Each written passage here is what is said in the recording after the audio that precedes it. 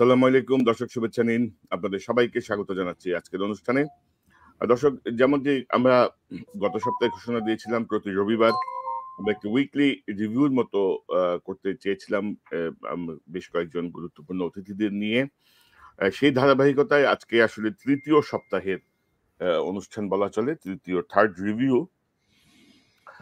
এবং আজকে আমার সঙ্গে যোগ দিচ্ছেন আপনাদের অত্যন্ত প্রিয় মানুষ, প্রিয় মুখ, ডক্টর মাহমুদুর রহমান, সাবেক জ্বালানি উপদেষ্টা, বিনিয়োগ বোর্ডের চেয়ারম্যান, আমার দেশের সম্পাদক। ডক্টর মাহমুদুর রহমান, মাহমুদ ভাই, আপনাকে স্বাগত জানাচ্ছি আজকের অনুষ্ঠানে। ধন্যবাদ কনক। আসসালামু আলাইকুম। দর্শক, আমার সঙ্গে যোগ দিচ্ছেন বিশিষ্ট সাংবাদিক, কলামিস্ট, ইঞ্জিনিয়ার জনাব মিনার রশিদ। মিনার ভাই, আপনাকে স্বাগত জানাচ্ছি। আসসালামু আলাইকুম।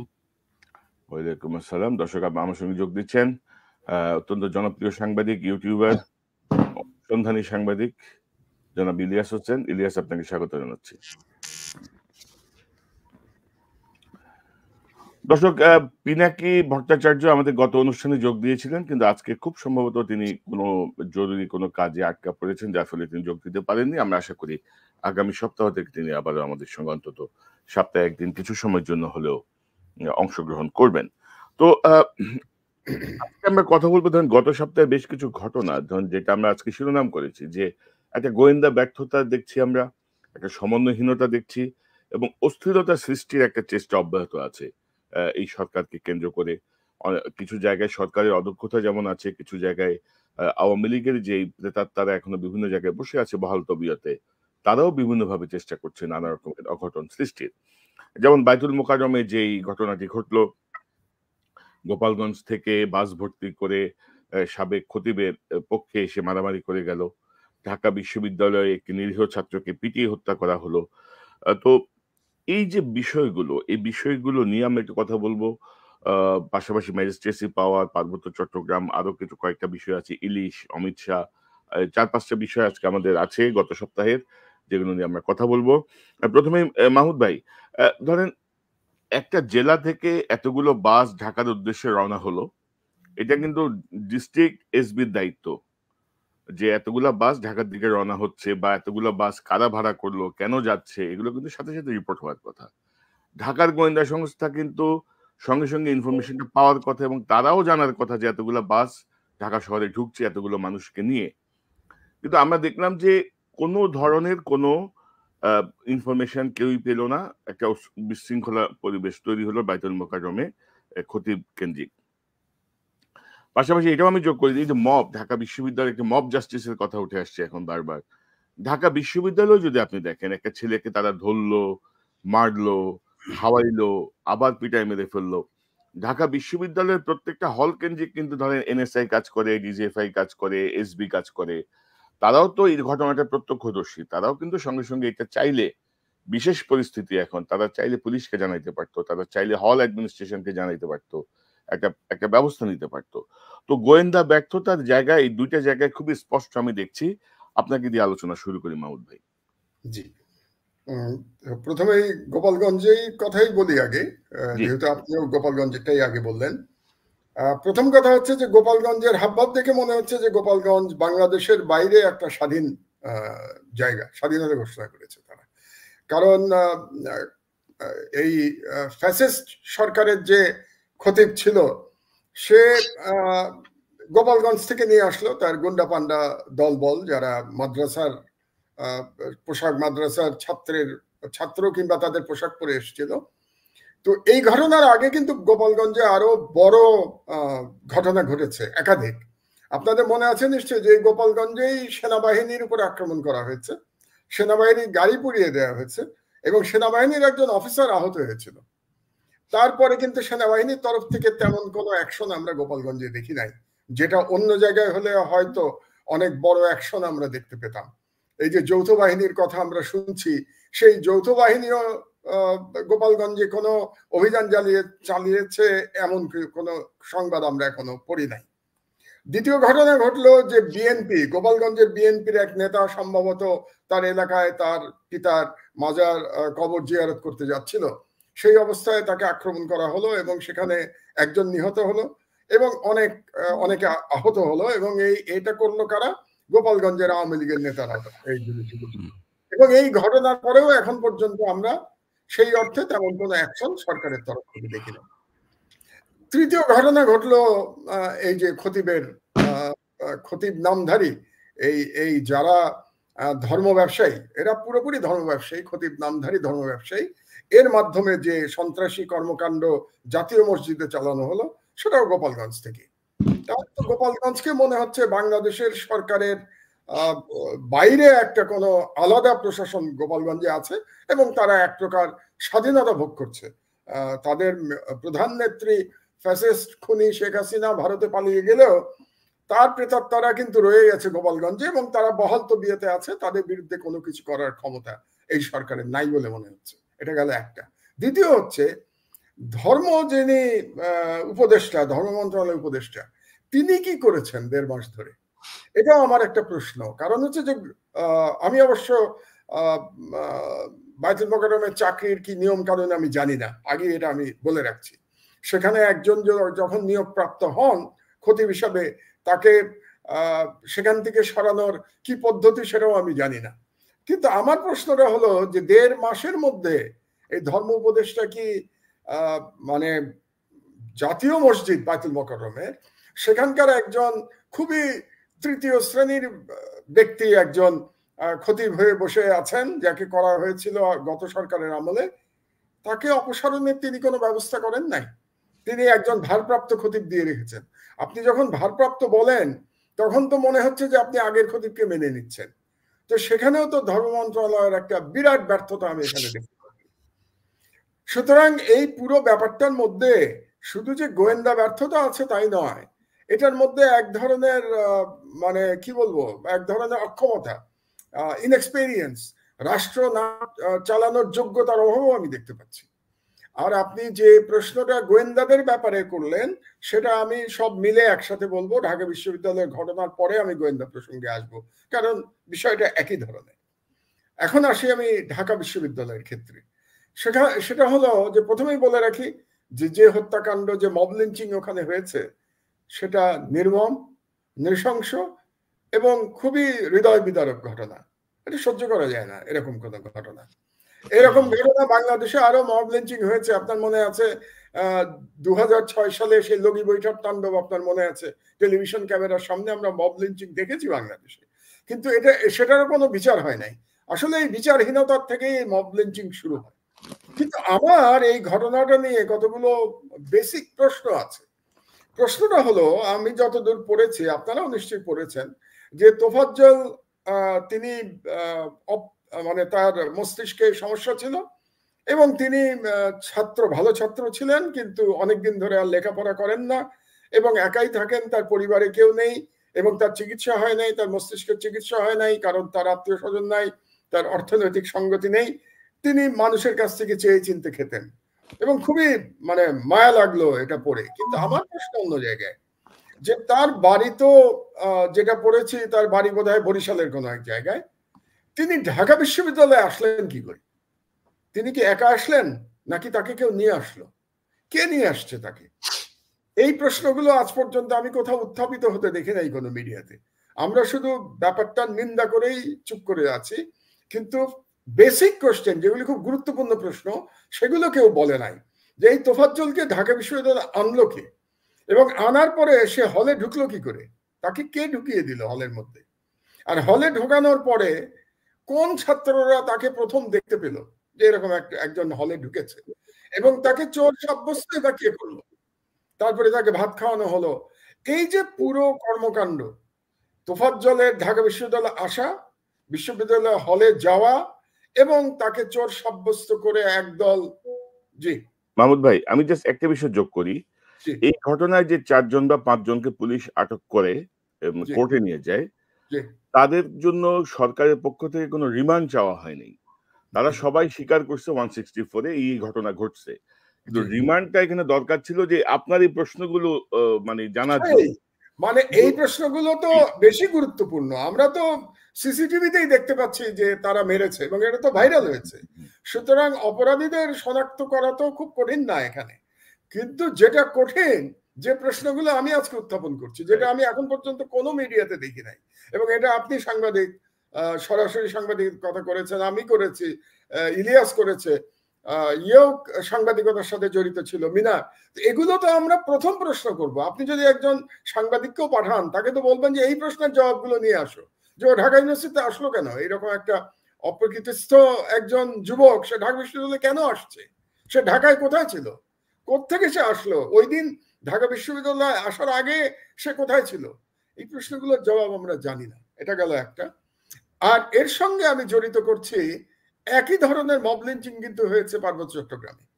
পার্বত্য চট্টগ্রামে যে ঘটনা ঘটছে তার শুরুটা কি করে জানেন তো? ওখানে একটা বাঙালি যুবককে, যার নাম বোধহয় সম্ভবত মামুন, যদি আমি ভুল না বলে থাকি, তাকে চোর সাব্যস্ত করে পাহাড়ি লোকেরা পিটিয়ে মেরেছে গণপিটুনি দিয়ে। সেখান থেকেই এই এই পুরো ঘটনার সূত্রপাত, এবং তারপরে কি হয়েছে এটা আমরা সবাই জানি। তো আমার ওখানে প্রশ্ন হচ্ছে যে এগুলো সব যদি আমি মেলাই, ঢাকা বিশ্ববিদ্যালয়ের ঘটনা, পার্বত্য চট্টগ্রামের ঘটনা, এবং আমি গোপালগঞ্জের ঘটনা, তাহলে আমরা কি এখানে এক ধরনের মানে একটা কানেকশন দেখতে, লিঙ্ক দেখতে পাচ্ছি কিনা, একটা লিঙ্কেজ আছে কিনা? এবং সেই লিঙ্কটা, আমার যেটা ব্যক্তিগত ধারণা, সেই লিঙ্কটা অবশ্যই এই বর্তমান সরকারকে অস্থিতিশীল করবার জন্য, এবং সরকারকে অজনপ্রিয় এবং সরকারকে ব্যর্থ প্রমাণ করবার জন্য একটা বড় গ্রুপ কিন্তু কাজ করছে। এবং সেই গ্রুপের মধ্যে দেশের লোকও আছে, বিদেশের লোকও আছে, এটা পরিষ্কার। এবং সেই গ্রুপের মধ্যে আপনি যে প্রথমে প্রশ্নটা করেছেন গোয়েন্দারা, এটা ব্যর্থতা না, গোয়েন্দারা ইচ্ছাকৃতভাবে এটা করছে।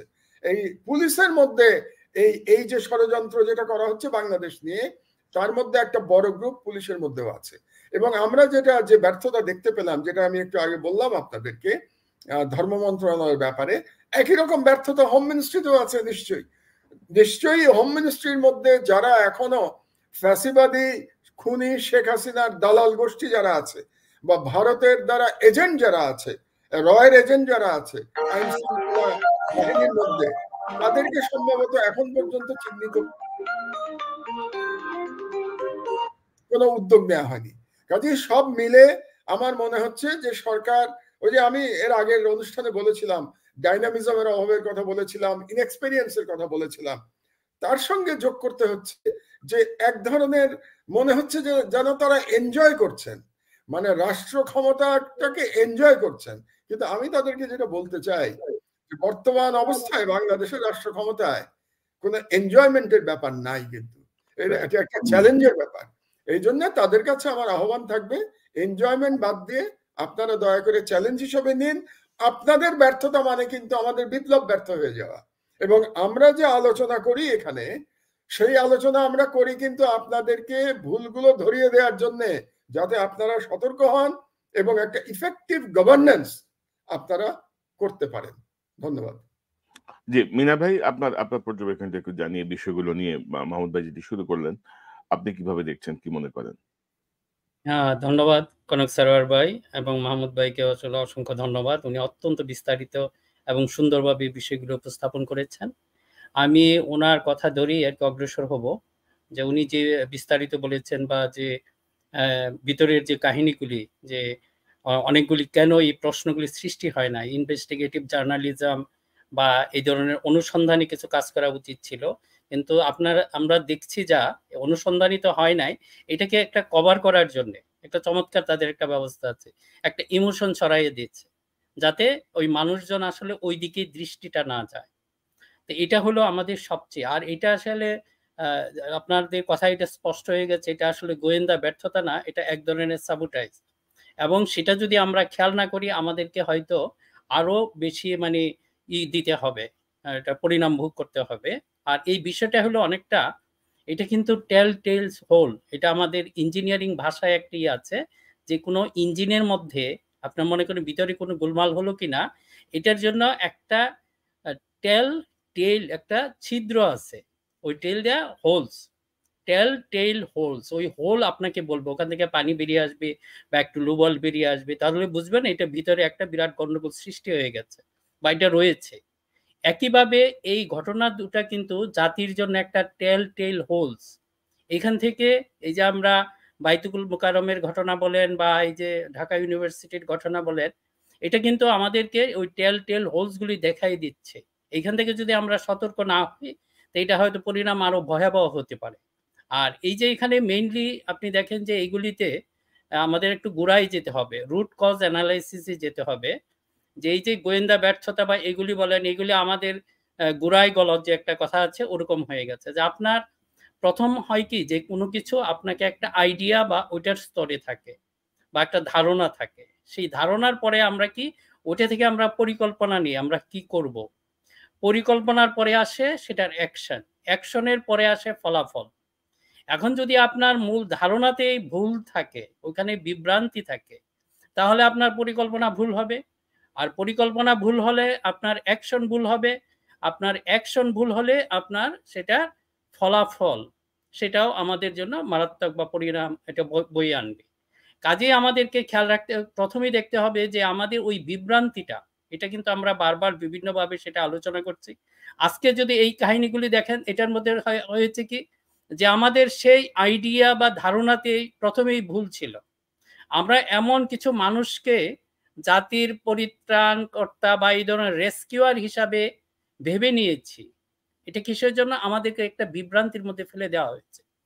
এটা আপনার শুরু হয়েছে সে স্বাধীনতার পর থেকে। আপনারা দেখেন যে জিনিসগুলো কিছু ধরনের আপনার ন্যারেটিভ তৈরি করে আমাদের ভালো মানুষ কোনগুলিকে, আমরা আসলে কি করি, দক্ষ যোগ্য এবং ভালো মানুষকে ওই জায়গাগুলি বসাতে চাই, কিন্তু আমাদেরকে বিভ্রান্তি করে আপনি সেই ১-১১ বলেন, এই যে সেকেন্ড ১-১১ এখনো যেটা চলছে, এটার মধ্যে দেখেন সেই একই ধরনের। আমরা সে রাইট পার্সনগুলিকে আপনি যদি আমরা ওইটাকে অ্যাড্রেস না করি, এই যে ডক্টর মোহাম্মদ ইউনূস, মাহমুদ ভাই কিন্তু সঙ্গত কারণেই বলে দিয়েছেন আমরা কনস্ট্রাকটিভ সমালোচনা করছি। এই কনস্ট্রাকটিভ সমালোচনা ডক্টর মোহাম্মদ ইউনূস আপনাকে কিন্তু টুপ করে পদ্মা নদীতে ফেলে দিতে চেয়েছিলেন। যিনি ফেলে দিতে চেয়েছিলেন তার লোকগুলিকে নিয়ে আপনি কাজ করছেন, কারণ যে আপনাকে টুপ করে ফেলে দেওয়ার এখন ওইভাবে পারে নাই, ফিজিক্যালি পারে নাই, আপনাকে কিন্তু সেই টুপ করে ফেলে দেওয়ার প্রচেষ্টা এখনো অব্যাহত রয়েছে এবং এগুলি আমরা দেখছি। কাজে আপনার শত্রু না, কারণ আপনি যদি এখানে ফেইলুর হন, মাহমুদ বা অলরেডি বলে দিয়েছেন, আপনার ফেইলুর মানে এটা সারা জাতির failure. We can't afford any more failure. আপনার ফেইলুর এই জাতি এটা অ্যাফোর্ড করতে পারবে না। কাজেই এখানে আপনার প্রথমেই সে আপনার ওখানে যেতেই হবে। আপনি দেখেন যে এই যে আপনার যে প্রশাসনে আমরা যেটা দেখছি, এক ধরনের আপনার কি বলবো, এটা উনি হোমিওপ্যাথিক চিকিৎসার মতো করছেন। It's is right. অনেক সময় দেখা যাচ্ছে হোমিওপ্যাথিক চিকিৎসা, আমি এটাকে খারাপ বা চিকিৎসা ব্যবস্থাকে আমি খারাপ বলছি না। এখন মনে করেন যদি আপনি এই হোমিও চিকিৎসার মাধ্যমে এই জাতির রোগটা সারাতে পারেন, তাহলে আপনি কিন্তু প্রশংসা পাবেন। কিন্তু যদি এটা আরো এটার ব্যর্থতা টেনে আনে, ২ দিন আগে কিন্তু উনি একটা চমৎকার কথা বলেছেন যে আমার ৮৪ বছর সারা বিশ্বে আমি সম্মানিত হয়েছি, এখন আমার এই বয়সে আমি জাতির কাছে মানে বেঈমান হতে চাই না বা তাদের কাছে দুর্নাম নিয়ে আমি মরতে চাই না। কিন্তু আপনি শুধু আকাঙ্ক্ষা করলে হবে না, আপনি কিন্তু এমন একটা জায়গায় পা রেখেছেন, এখন যদি আপনি এখনই সতর্ক না হন, একটা হয়ে গেলে কিন্তু এটা হবে না। এবং প্রত্যেকটা দেখা যাচ্ছে আপনার প্রত্যেকটা নিয়োগ আমরা বারবার ইন্ডিকেট করছি, কারো পার্সোনালি আমাদের কারো প্রতি কোনো আপত্তি নাই। আমি কনক ভাই আবার বলবো একটা সামরিক বিষয়, জেনারেল ওয়াকারের ব্যাপারে ব্যাপারটা বলবো একটু পরে। এখন যে জিনিসটা হয়েছে, আপনাকে কিন্তু এটা বারবার বলা হচ্ছে যে এখন আপনি যদি দেখেন ২০০১ সালে দেখেন আমাদের এগুলি কিছু নমুনা আছে। লতিফুর রহমান যখন তত্ত্বাবধায়ক সরকার প্রধান হন, উনি কিন্তু প্রথম রাতে বিড়াল মেরে ফেলেছিলেন। উনি কতগুলি সচিব প্রথম দিনেই কিন্তু উনি পরিবর্তন করেছেন এবং উনার ছিল একজন অ্যাডভাইজার ছিলেন ডক্টর খলিল, ওই পিনাকিদার সাথে উনি করেছেন, আপনার মাহমুদ ভাইয়ের ফ্রেন্ড, ওনার সাথে আমার কথা হয়েছে। তারা কিভাবে কাজ করেছিলেন, তারা অপেক্ষা করেন না। হি ওয়াজ এ গুড অ্যাডমিনিস্ট্রেটর। কিন্তু ডক্টর মোহাম্মদ ইউনূস আপনি তো সেটা দেখাতে পারেন না। এটাগুলো আনফরচুনেটলি আমাদেরকে সেটা বলতে হবে।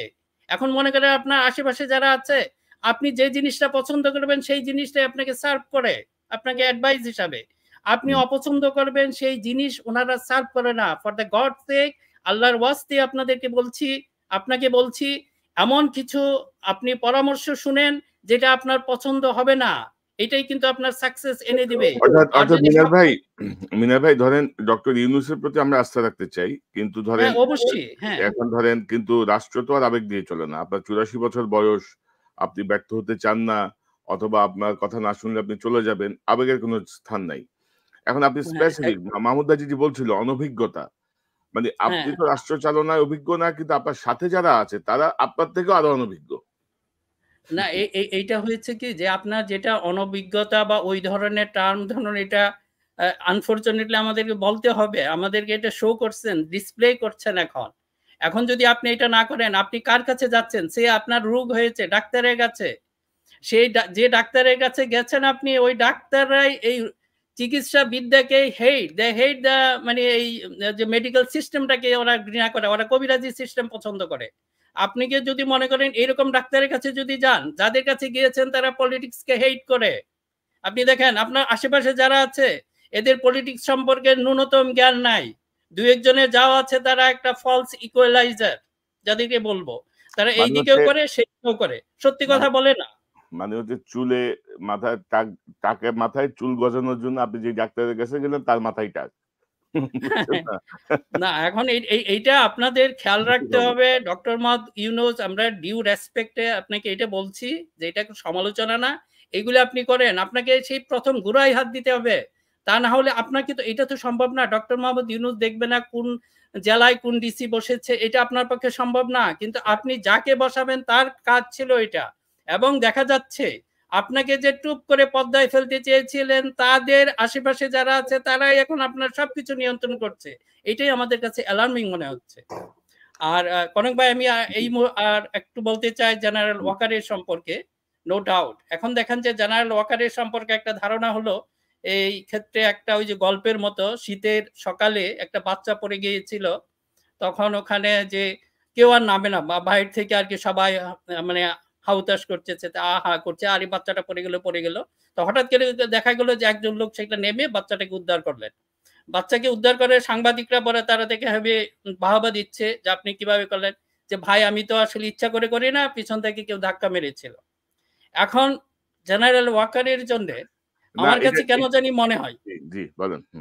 হ্যাঁ, হ্যাঁ। এখন যদি মনে হয় যে আপনাকে মনে হচ্ছে কেউ ধাক্কা মেরে, এটা আপনাকে নেগেটিভ অর্থে বলছি না। সেই ধাক্কাটা হয়তো বিবেক আপনাকে দিয়েছে। আপনি সেই উদ্ধার করেছেন, জাতি আপনার প্রতি কৃতজ্ঞ। আমার মনে হয় জেনারেল জিয়াউর রহমানের পরে আর কোন সেনাপ্রধান বর্তমান সেনাপ্রধানের মতো এত কনফিডেন্স তার ট্রুপের উপরে, এমনকি সাথে সাথে জনগণের যে আপনি আস্থা পেয়েছেন সেটা আর কেউ পায় না। এটা আমাদের স্বীকার করতেই হবে। আপনি নিজে ইচ্ছা করে পড়েন আর কেউ ধাক্কা মেরে আপনাকে এই কাজটা করাক, আমি এটা নেগেটিভ অর্থে বলছি না। এই ধাক্কা, এই যে বললাম তো, এটা আপনার বিবেকে হয়তো ধাক্কা দিয়েছে, কাজে এটাকে আপনি প্রমাণ করুন। এখন একজন গুড অ্যাডমিনিস্ট্রেটর হিসাবে আপনার দেখেছি যে আপনার তিনটা কিন্তু সেনাবাহিনীতে তিনটা কমিশন হয়েছিল, যেটা একটা দুর্নীতির জন্য ইনভেস্টিগেশনের জন্য তিনজন লেফটেন্যান্ট জেনারেল অধীনে, একটা গুমের ব্যাপারে, আরেকটা হয়েছিল যে এক্সট্রা জুডিশিয়াল কিলিং।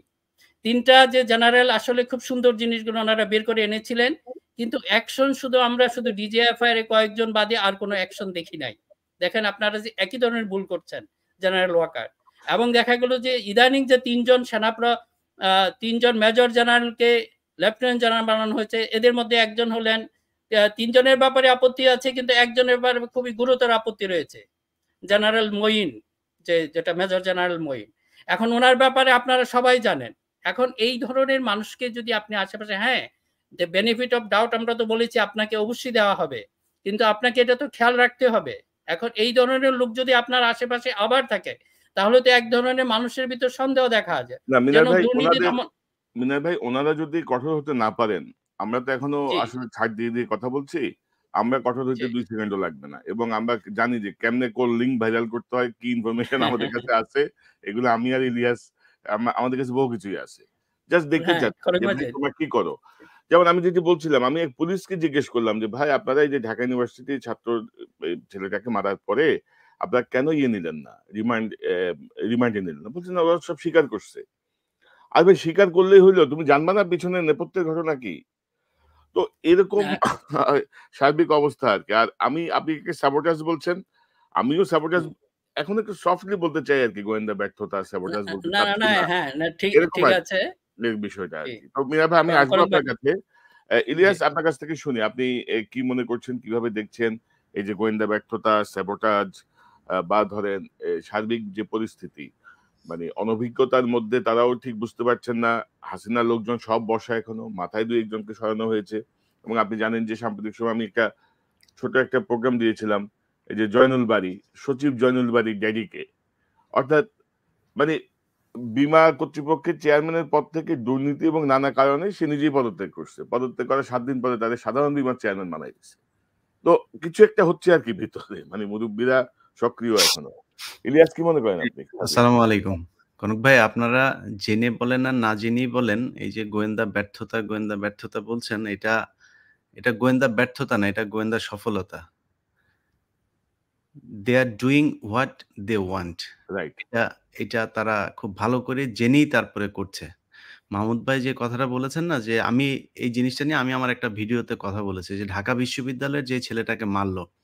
আপনি দেখেন, যখন প্রচন্ড আন্দোলন চলছিল, আমরা এইখানে এবং ইভেন কি এইখানে অনেক আওয়ামী লীগের লোককেও আমি দেখেছি যে তারা খুব কষ্ট পেয়েছে। মানে প্রকাশ্যে কথা বলতে পারছে না ইয়ের পক্ষে, মানে আওয়ামী লীগের পক্ষে এসে। কারণ হচ্ছে ওই সময়টা ভয়ংকর একটা পরিস্থিতি। মানে শেখ হাসিনা যে হত্যাযজ্ঞ এবং ছোট, ছোট বাচ্চাদের উপরে যে গুলি চালিয়েছে, এটা এই পৃথিবীর ইতিহাসে আমার মনে হয় এর চেয়ে নৃশংসতম ঘটনা, মানে এই অদূর অতীত, যেটা যদি নিকট অতীতের কথা চিন্তা করি, এটা ঘটে নাই। তো ওই সময়টাতেও স্টুডেন্টরা যখন একজন পুলিশকে ধরছিল, সেই পুলিশকে ধরে কিন্তু তারা মারছিল না। তারা কয়েকজন মারতে গেলেও ডাবল গিয়ে তাকে বাঁচাচ্ছিল। আওয়ামী লীগ, ছাত্রলীগ, যুবলীগের মতো এত নৃশংস এই ছাত্ররা না। যদি ওইখানে পিটিয়ে কেউ মেরে থাকে, সেটার সাথে যাদের এই পিটিয়ে মারার অভ্যাস আছে, যারা এটার সাথে used to, তারাই সেটা করেছে। এখন সেটা কিভাবে হইতে পারে? মাহমুদ ভাইয়ের এই কোয়েশ্চেন গুলোর উত্তর যদি আনা যায়, সে ওখানে কিভাবে আসলো? কারা আনলো? কারা খেতে দিয়েছিল? কারা আবার তাকে পেটালো? এখনো পর্যন্ত রিমান্ডে কেন চাওয়া হচ্ছে না? তাদের ব্যাপারে কোনো জিজ্ঞাসাবাদ কেন হচ্ছে না? এই জিনিসগুলোর কোয়েশ্চেন গুলো করা হচ্ছে না। এখন এটা কি জানে না?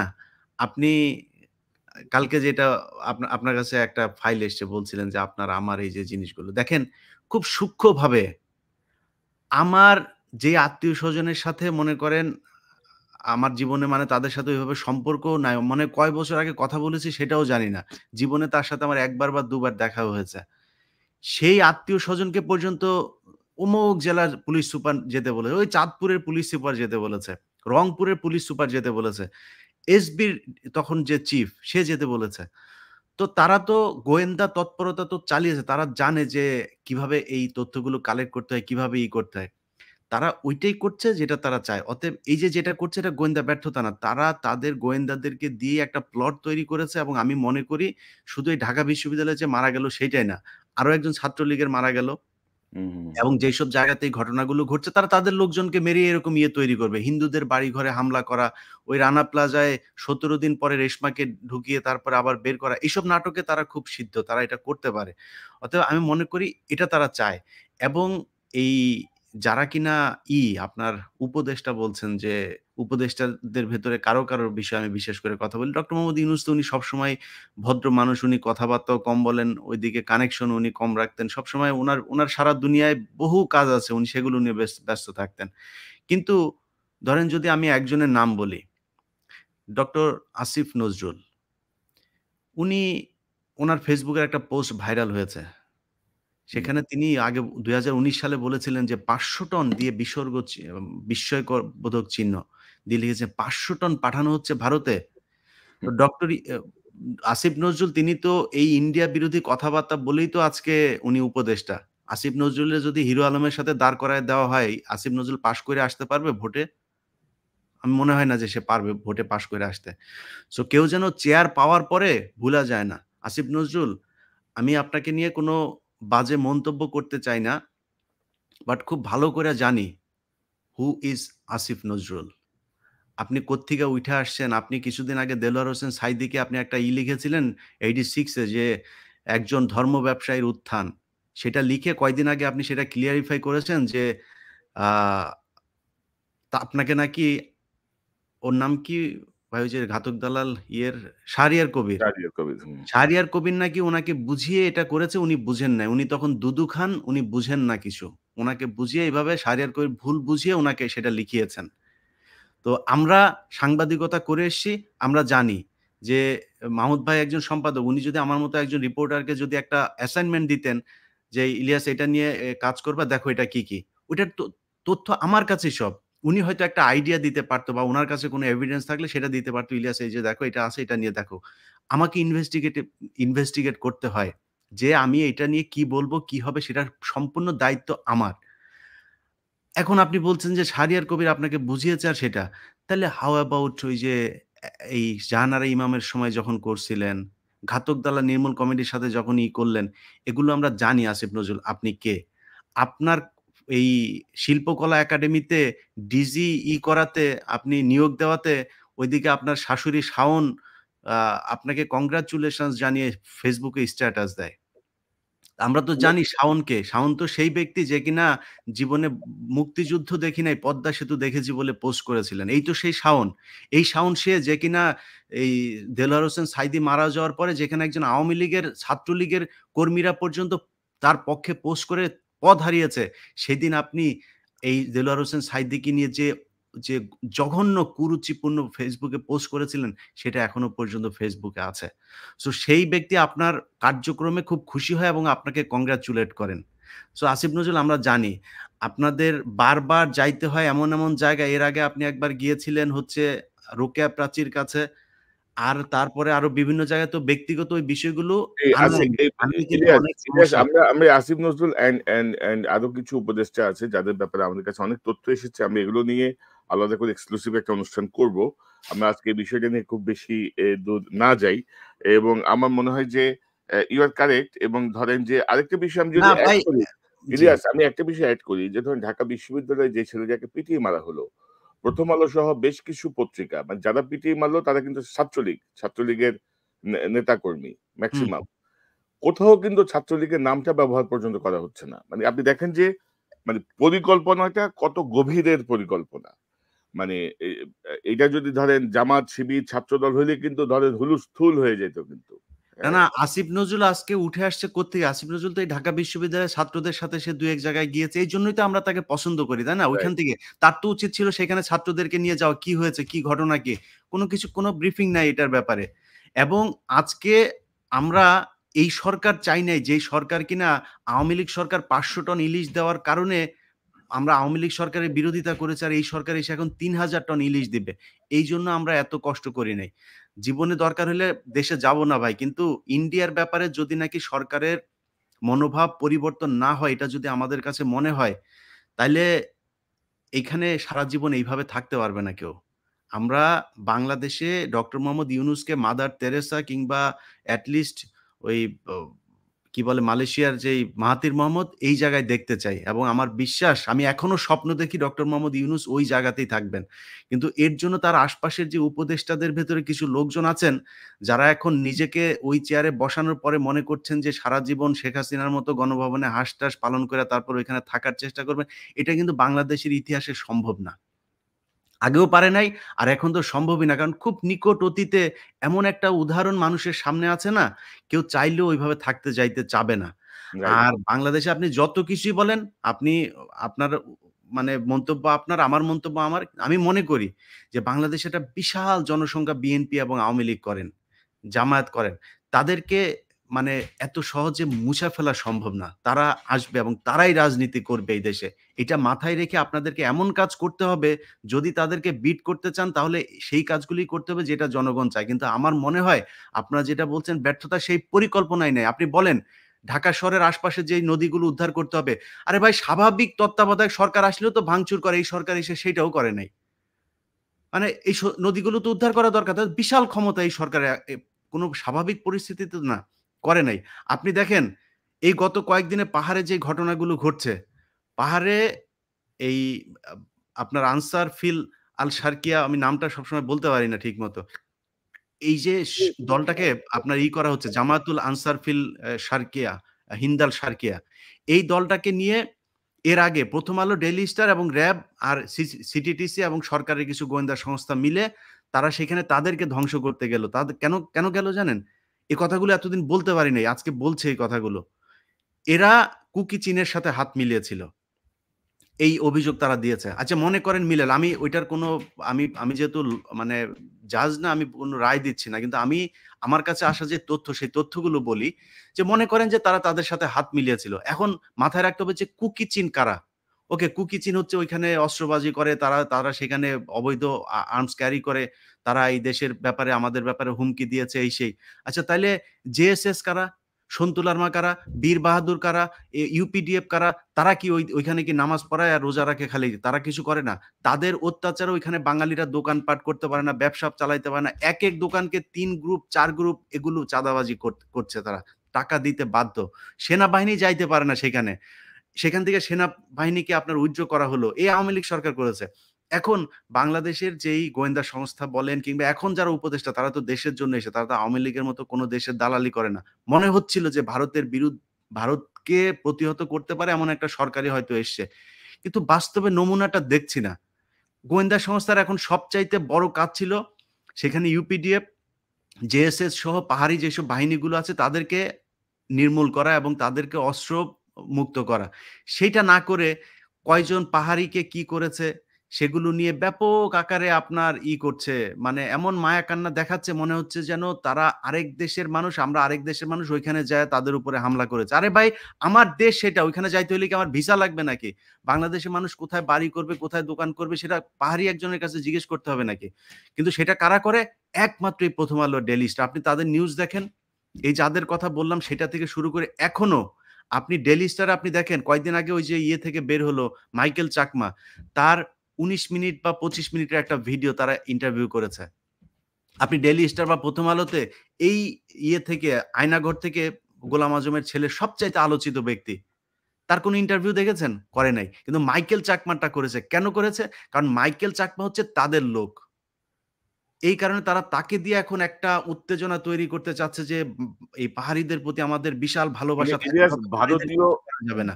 এটা সবকিছুই সাজানো নাটক এবং আমি সেই কথাটা বলি শেষ করি যে এটা আসলে ব্যর্থতা না। এটা তাদের সফলতা। এভাবেই তারা চেয়েছিল, সেইভাবেই হচ্ছে।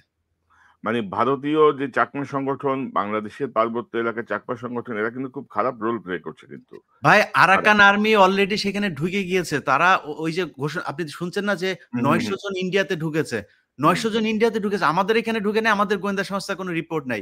ইভেন আইএসপিআর থেকেও কোনো বিবৃতি নাই এখন পর্যন্ত, কোনো পত্রিকা নাই, টেলিভিশন নাই।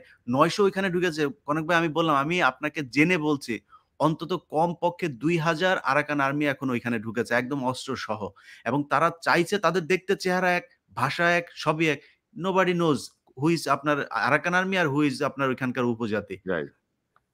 সো এই ব্যাপারে কোনো তো আলোচনা নেই। আমাদের মনে হয় কি, আমাদের আসলে আমরা যেভাবে আসলে পজিটিভলি সমর্থন করতে চাচ্ছি, আমার মনে হয় না আমরা খুব বেশি দিন এই ধারাটা ধরে রাখতে পারবো। তাদেরকে আমাদের তাদের তথ্য সামনে নিয়ে আসতে হবে।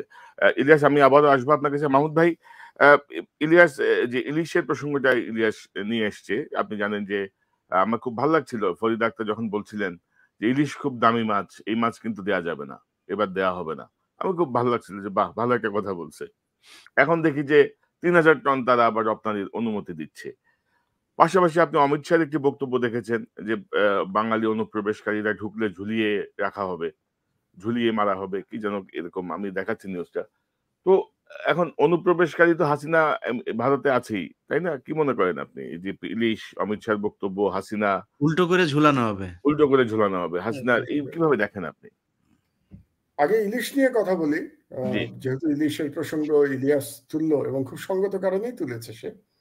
এখানে আপনি যিনি মন্ত্রী মৎস্য মন্ত্রণালয়ের দায়িত্বে ফরিদ আক্তার, তিনি বলেছিলেন যে এবার আর পূজায় ভারতে কোনো ইলিশ দেওয়া হবে না, এবং দেওয়ার পরে তিনি কিন্তু বেশ হাততালিও পেয়েছিলেন, মানে সোশ্যাল মিডিয়াতে হাততালি পেয়েছিলেন, আমি সেটা বলতে চাচ্ছি। কিন্তু এখন আবার দেখলাম যে দেওয়া তো হচ্ছেই, ওই আগে ৫০০ টন দেওয়া হতো, এখন ৩,০০০ টন দেওয়া হচ্ছে।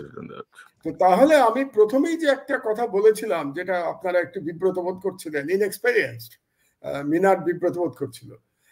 ইনএক্সপেরিয়েন্স শুধু না, সরকারের মধ্যে প্রচন্ড সমন্বয়হীনতা, এগুলো হচ্ছে তার প্রমাণ। কারণ হচ্ছে যে ফরিদা আক্তার যখন বলেছিলেন যে এবার ইলিশ দেওয়া হবে না, তিনি কি তার ব্যক্তিগত মতামত দিয়েছিলেন না সরকারের মতামত দিয়েছিলেন? তিনি তো আর উপদেষ্টা হওয়ার পরে তার ব্যক্তিগত মতামত দেওয়ার তো কোনো সুযোগ নাই, তাই না? সরকার তো একটা ইনস্টিটিউশন।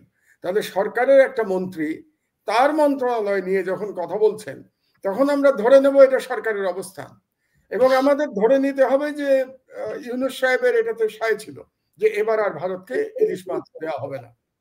তাহলে আজকে আমরা দেখলাম যে কমার্স মিনিস্টার যিনি সালাউদ্দিন আহমেদ, যিনি আবার ইয়েরও মন্ত্রী, অর্থমন্ত্রীও, বাংলাদেশ ব্যাংকের গভর্নর ছিলেন আগে, তিনি বললেন যে 3000 টন ইলিশ দেওয়া হবে। তাহলে সালাউদ্দিন সাহেব এবং ফরিদা আক্তার তারা কি একই সরকারের মন্ত্রী না? যদি একই সরকারের মন্ত্রী হয়ে থাকেন, তাহলে এক মন্ত্রী 15 দিন আগে বললেন যে ইলিশ মাছ এবার যাবে না, আর আরেক মন্ত্রী 15 দিন পরে বলছেন 3000 টন যাবে। তাহলে এই সরকার কোথায়? নাকি যার মতো করে যে ইচ্ছা ফ্রি স্টাইলে রাষ্ট্র চালাচ্ছে? তো ফ্রি স্টাইলে রাষ্ট্র চলে নাকি? আর ফরিদা আক্তার যদি উনি আবেগের বশবর্তী হয়ে ব্যক্তিগত মতামত দিয়ে থাকেন, তাহলে এখন ফরিদা আক্তারের উচিত হবে বলা যে না, এটা সরকারের সিদ্ধান্ত ছিল না, এটা আমাদের সিদ্ধান্ত, আমি ব্যক্তিগতভাবে বলেছিলাম, কিন্তু এটা কোনো সরকারের সিদ্ধান্ত ছিল না।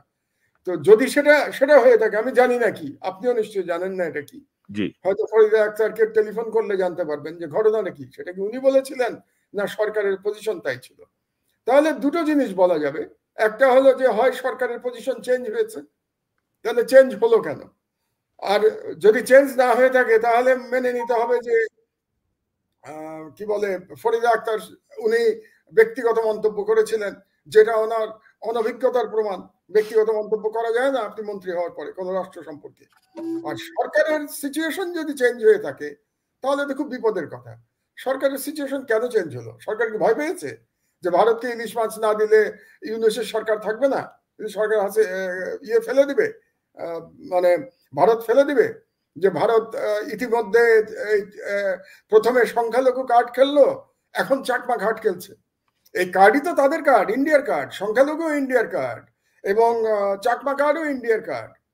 তো এখন এই কার্ডগুলির জবাবে যদি সরকার তাদের পজিশন ঠিক মতো বলতে না পারে, যেমন আমি গত অনুষ্ঠানেই বলেছিলাম যে সংখ্যালঘু কার্ডের ব্যাপারে তো আমরা খুব পরিষ্কারভাবে ভারতকে বলতে পারি যে ভারতের মুসলমানদের অবস্থা নিয়ে আমাদের উদ্বেগ আছে, এবং যখনই তারা বাংলাদেশের হিন্দু নিয়ে কথা বলবে আমরা তখনই ভারতীয় মুসলমানদের দুরবস্থা নিয়ে কথা বলবো। মাহমুদ ভাই, আপনি উপদেষ্টা তৌহিদ হোসেনের বডি ল্যাঙ্গুয়েজ দেখছেন ইন্ডিয়ার ব্যাপারে যখন কথা বলে? মানে মনে হয় যেন সে না পারতে মানে কিছু একটা ইন্ডিয়া না পাশ কাটাই যাওয়ার একটা প্রচেষ্টা আর কি। আচ্ছা, ওনাকে না হয় আমি বেনিফিট অফ ডাউট দিচ্ছি, উনি ফরেন মিনিস্টারকে অনেক কিছু ডিপ্লোমেসির আশ্রয় নিতে হয়, তারটা আমরা ওই আলোচনায় আমরা পরে যাই। মানে ডিপ্লোমেসি না, মানে শো হয় অসহায়ত্ব, ডিপ্লোমেসি সেটা হতে পারে, সেটা আপনি মানে জনগণ ধরতেই পারে। তাহলে কি সরকার ভয় পাচ্ছে? অথবা আরেকটা হতে পারে যে তাহলে কি ইউনূস সাহেব যে মোদির সাথে মিটিং করতে চেয়েছিলেন আমেরিকায়, এবং সেই মিটিং এর একটা ভেট হিসেবে মাছ দেওয়া হলো যে আমরা মাছ পাঠাচ্ছি, আপনি আমার সাথে একটা মিটিং করেন, এটা কি এই কারণে করা হলো? মানে একটা কোনো যুক্তিসঙ্গত কারণ তো দেখাতে হবে যে আমরা এবার কোনো মাছ পাঠাবো না, আর সেখান থেকে আমরা আগের সরকারের তুলনায় 6 গুণ বেশি মাছ পাঠাবো, 500 টনের জায়গায় 3000 টন। এই যে পরিবর্তন, এর তো একটা লজিক থাকতে হবে, এবং জনগণকে তো এটা জানাতে হবে যে আপনারা আগে কেন বলেছিলেন যে মাছ দেবেন না, আরে এখন কেন বলছেন যে 6 গুণ বেশি মাছ দেবেন, এটা জনগণকে বলতে হবে। তো সুতরাং এই ইলিশ কূটনীতির মাধ্যমে কিন্তু একটা বিশাল কূটনীতিক ব্যর্থতা এটা দেখিয়ে ফেলেছেন এই সরকার, এবং ভারতের কাছে তারা কিন্তু হেরে গেছেন এই ইলিশ কূটনীতিতে, এবং তাদের দুর্বলতা দেখিয়ে ফেলেছেন, এবং দুর্বলতা দেখানো খুব ভয়াবহ জিনিস, এবং এই সরকার প্রতি মুহূর্তে দুর্বলতা দেখাচ্ছে। আপনি আমাকে বলেন, এটা কি ভাবা যায় যে এরকম একটা বিপ্লবের মাধ্যমে একটা স্বৈরাচারী খুনি শেখ হাসিনা পালিয়ে গেছে, আর তার জেলা থেকে তার একজন ধর্ম ব্যবসায়ী যাকে সে বানিয়েছিল কি বলে বাইতুল মোকাররম মসজিদের খতিব, সে জুম্মার দিনে লোক ভাড়া করে নিয়ে আসবে, এই সাহস কোত্থেকে পায়? তাহলে আপনি বলেন, এই সাহস যদি কি ওই খতিবের নাম রুহুল আমিন বোধহয়, রুহুল আমিনের মতো একটা লোক যদি এরকম সাহস পেতে পারে, এভাবে চ্যালেঞ্জ করতে পারে এই সরকারকে, তাহলে জনগণের কাছে এই সরকার সম্পর্কে কি বার্তা গেছে আমাকে বলেন তো, কতটা দুর্বল এই সরকার। সুতরাং এরা ভয়ঙ্কর বিপদের মধ্যে পড়তে যাচ্ছে, ভয়ঙ্কর ফাঁদের মধ্যে পড়তে যাচ্ছে। এখন এটা কি বুঝতে পারছেন তারা? সেটা অবশ্য আমার জানা নাই, কারণ তাদের কারোর সাথে আমার কোনো যোগাযোগ নাই। আপনারা হয়তো বলতে পারবেন যে তারা তাদের বিপদটা আদৌ বুঝতে পারছেন কিনা। এখন আসি আমি আপনার কি ঝুলিয়ে রাখবে অমিত শাহ বলেছে, অনুপ্রবেশকারী বাংলাদেশিদের ভারতে ঝুলিয়ে রাখা হবে। তো অনুপ্রবেশকারী একজন তো দিল্লিতে বসে আছে, শেখ হাসিনা। কারণ হচ্ছে যে আমি আপনাকে যুক্তি দেখাচ্ছি, ঠিক আছে, প্রথমে সে গেছিল বাংলাদেশের পাসপোর্ট নিয়ে, সে ভারতে গেছিল এবং তাকে ভারতে সাময়িক আশ্রয় দেওয়া হয়েছিল। আপনার কথাটা মনে আছে, কিন্তু তারা ভারত কিন্তু বলেছিল সাময়িক আশ্রয় সেই সময়। এখন তার তো সেই সাময়িক আশ্রয় মেয়াদ পার হয়ে গেছে, 45 দিন সাময়িক আশ্রয় মেয়াদ, সেটা পার হয়ে গেছে। 1 2 নম্বর, তার পাসপোর্ট বাতিল করা হয়েছে। আমাকে বলেন তো, আপনি তো বিদেশে আছেন, আমি বিদেশে আছি, বিদেশে আছে আমাদের মিনার। আচ্ছা, আমাদের পাসপোর্ট যদি বাতিল হয়ে যায় তাহলে আমরা কিরকম বিপদে পড়বো যে দেশে আমরা আছি সেই দেশে? তো পাসপোর্ট বাতিল হয়ে যাওয়া মানে তো তার নাগরিকত্ব নাই শেখ হাসিনার। তো নাগরিকত্ব যেহেতু নাই, সে 100% অনুপ্রবেশকারী। কাজে আমি অমিত শাহকে বলবো যে আমরা আগামী 24 ঘন্টার মধ্যে দেখতে চাই যে ভারত শেখ হাসিনাকে উল্টো করে কুতুব মিনারে ঝুলিয়ে রেখেছে। কুতুব মিনার আপনি তো জানেন যে সবচেয়ে বড় মিনার দিল্লিতে। তো দিল্লিতে শেখ হাসিনাকে উল্টো করে ঝুলিয়ে রাখুক, তো তাহলে আমরা বুঝতে পারবো যে অমিত শাহ তার কাজ করা শুরু করে দিয়েছে, যে বাংলাদেশিদের ঝোলানো শুরু হয়ে গেছে। আর এই সরকার কতটা, আমি একটা সত্য কথা বলেই ফেলি ভাই, পারছি না আর রাখতে, কতটা অপদার্থ। আপনি চিন্তা করেন যে শেখ হাসিনার যে মেয়ে, যে ওয়ার্ল্ড হেলথ অর্গানাইজেশনে বাংলাদেশের প্রতিনিধি হিসেবে চাকরি করছে, সে কি হিসাবে চাকরি পেয়েছে? বাংলাদেশের প্রতিনিধি হিসেবে। এবং সে জালিয়াতি করে চাকরি নিয়েছে, এবং ভারত তখন হাসিনাকে খুশি করার জন্য WHO এর উপরে তার প্রভাব খাটিয়ে এই চাকরির ব্যবস্থা করে দিয়েছে। এটা তো আপনারা সবাই জানেন, আমরা সবাই জানি, আমরা 4 জন জানি, বাংলাদেশের প্রতিটা জনগণ জানে এটা। এই সরকার গত 1.5 মাসের মধ্যে সেই নিয়োগ ক্যান্সেল করে নাই কেন বলেন আমাকে? সেই মনোনয়ন কেন আজ পর্যন্ত প্রত্যাহার করা হয় নাই? একটা ফ্যাসিস্ট প্রধানমন্ত্রী না, একটা মানে কি বলবো, একটা দানবের পতন হয়েছে। সে চলে গেছে এবং তার কন্যা একটা দুর্নীতিবাজ ছিল। তার কন্যা পদ্মা সেতুর সময় থেকে টাকা চুরি করা শুরু করেছে বাংলাদেশে। তার মানে সেই 2010 সাল থেকে টাকা চুরি করছে বাংলাদেশে। সেরকম একটা কন্যাকে ওয়ার্ল্ড হেলথ অর্গানাইজেশনে চাকরি দিয়ে পাঠানো হয়েছে বাংলাদেশের মনোনয়নে, আর এই সরকার 1.5 মাসের মধ্যে সেই মনোনয়ন বাতিল করে নাই। এদেরকে অপদার্থ বলবো না, আমি কি বলবো আমাকে বলেন? আমি একটা ছোট্ট সাজেশন দিয়ে দেই, ওই যে গায়ে মানে না আপনি মোরল আমি আর কি, বুঝলেন? আমার সাজেশনে কে পাত্তা দেবে? আমাদের সাজেশনে কেন পাত্তা দেবে? তারপরেও দেই রে ভাই, দেশটার জন্য তো মায়া লাগে। না হলে এই যে গত 4 বছর ধরে আমরা এই 4 জন এবং পিনাকি আজকে আসে নাই, আমরা যে এত লড়াই করলাম, এত ঝুঁকি মাথায় নিয়ে। আমার মা তো বাংলাদেশে ছিলেন, মায়ের বিরুদ্ধেও তো মামলা করেছিল এই সরকার। মা তো এখন খুবই গুরুতর অসুস্থ।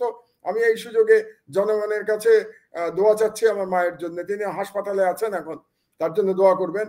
এবং আমি খুব দুশ্চিন্তায় আছি তার শারীরিক অবস্থা নিয়ে। যাই হোক, তো মায়ের বিরুদ্ধে মামলা দিয়েছে।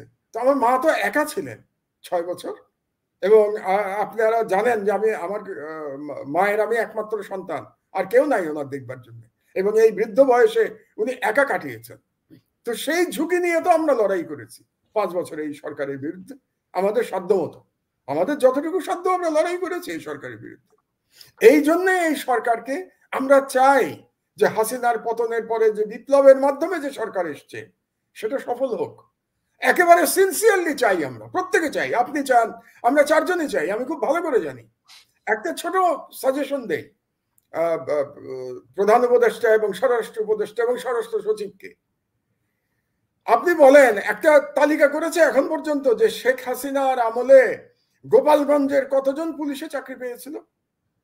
আপনি যে গোপালগঞ্জের সম্পর্কে গোয়েন্দা ব্যর্থতার কথা বললেন, এবং ইলিয়াস খুব সঙ্গত কারণেই বলেছে যে এটা সফলতা। কারণ হচ্ছে এই যে গোপালগঞ্জের কি পরিমাণ মানুষকে চাকরি দেওয়া হয়েছিল তার কোনো তালিকা করেছে এখন পর্যন্ত এই সরকার? ঢাকা শহরে নাকি প্রত্যেকটা ওসি গোপালগঞ্জের ছিল। এতগুলো ওসি, গোপালগঞ্জের জনসংখ্যা কত রে ভাই? বাংলাদেশের জনসংখ্যা একটা ছোট্ট ডিস্ট্রিক্ট গোপালগঞ্জ, সেটার এতগুলো অফিসার পুলিশের এত বড় বড় পদে কিভাবে ছিল আমাকে? তাহলে তার তালিকা কোথায়? জনগণকে জানিয়েছে হোম মিনিস্ট্রি এখন পর্যন্ত এই সরকার যে শেখ হাসিনার আমলে 16 বছরে গোপালগঞ্জের এতজন পুলিশ নিয়োগ দেওয়া হয়েছে, এতগুলো গোপালগঞ্জের অফিসার বড় পোস্টে ছিল, এবং তারা এখন কোথায় আছে আমাদেরকে জানিয়েছে এটা? আমরা শুধু জানি গোপালগঞ্জের 2-1 ক্রিমিনাল পালিয়ে আছে, যেমন ইয়ের যেটা ছিল এসবির যে চিফ ছিল সে পালিয়ে আছে, মনিরুল পালিয়ে আছে, তারপরে গোপালগঞ্জের ছিল বেনজির দেশ থেকে পালিয়ে গেছে, এবং আরো 2-1 গোপালগঞ্জের অফিসার তারা পালিয়ে আছে। কিন্তু গোপালগঞ্জের তো অসংখ্য অফিসার রে ভাই। আপনি যদি এসআই থেকে শুরু করে আইজি পর্যন্ত সব পোস্টগুলোর মধ্যে গোপালগঞ্জের সংখ্যা দেখলে আপনি ঘাবড়ে যাবেন যে এক ডিস্ট্রিক্টের এতগুলো লোক কিভাবে চাকরি পেতে পারে। তো সেটা সম্পর্কে এবং মাহমুদ ভাই যে কদিন আগে যে আনসার বিদ্রোহের যে চেষ্টা হলো, এখানে দেখা গেল যে 15,000 না কত হাজার শুধু গোপালগঞ্জেরই নিয়োগ পেয়েছে আনসার। ভাবা যায়। এবং আরেকটা দিক আপনি যদি দেখেন, আনসারটা পুরো ঘিরে রাখলো, আনসারের ডিজি তাদের জন্য তদবির করলো, যখনই আনসার মার খেয়ে চলে গেল তখন বলেছে না এরা কেউ আনসার ছিল না আসলে। তো কারা ছিল এরা? কারা ছিল? তো তুমি কাদের জন্য তদবির করলে? সেই ডিজি কিন্তু ভাই আপনারা জানেন কিনা, সেই ডিজি কিন্তু মাহমুদ ভাই আপনার ছাত্রলীগের সাবেক সভাপতি এনামুল হক শামীমের আপন ভাই। হ্যাঁ ভাই জানি আমি, তো সেটা তো জানি, আমাদের সবার কাছেই তো তথ্য আছে এগুলো। কিন্তু আমার কথা হলো 15 দিন দীর্ঘ 45 দিন দীর্ঘ সময় এই সরকার প্রায় 1.5 মাস আজকে ক্ষমতায়, 1.5 মাস লাগে নাকি এটা বের করতে? পুলিশে কতজন গোপালগঞ্জের এবং কতজনকে অন্যায়ভাবে চাকরি দেওয়া হয়েছে এটা বের করতে 1.5 মাস লাগে? আরে ভাই আমরা সরকারে ছিলাম না, আমাদের শেখান আপনারা যে কতদিন লাগে এটা বের করতে।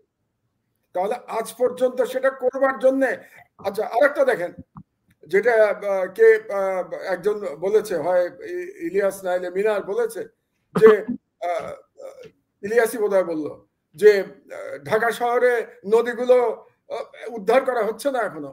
আপনি দেখেন প্রত্যেক সরকারের আমলে, এই ধরনের সরকার যখন হয়েছে, আমরা দেখেছি একটা শ্বেতপত্র বের করবার জন্য একটা উদ্যোগ নেওয়া হয়।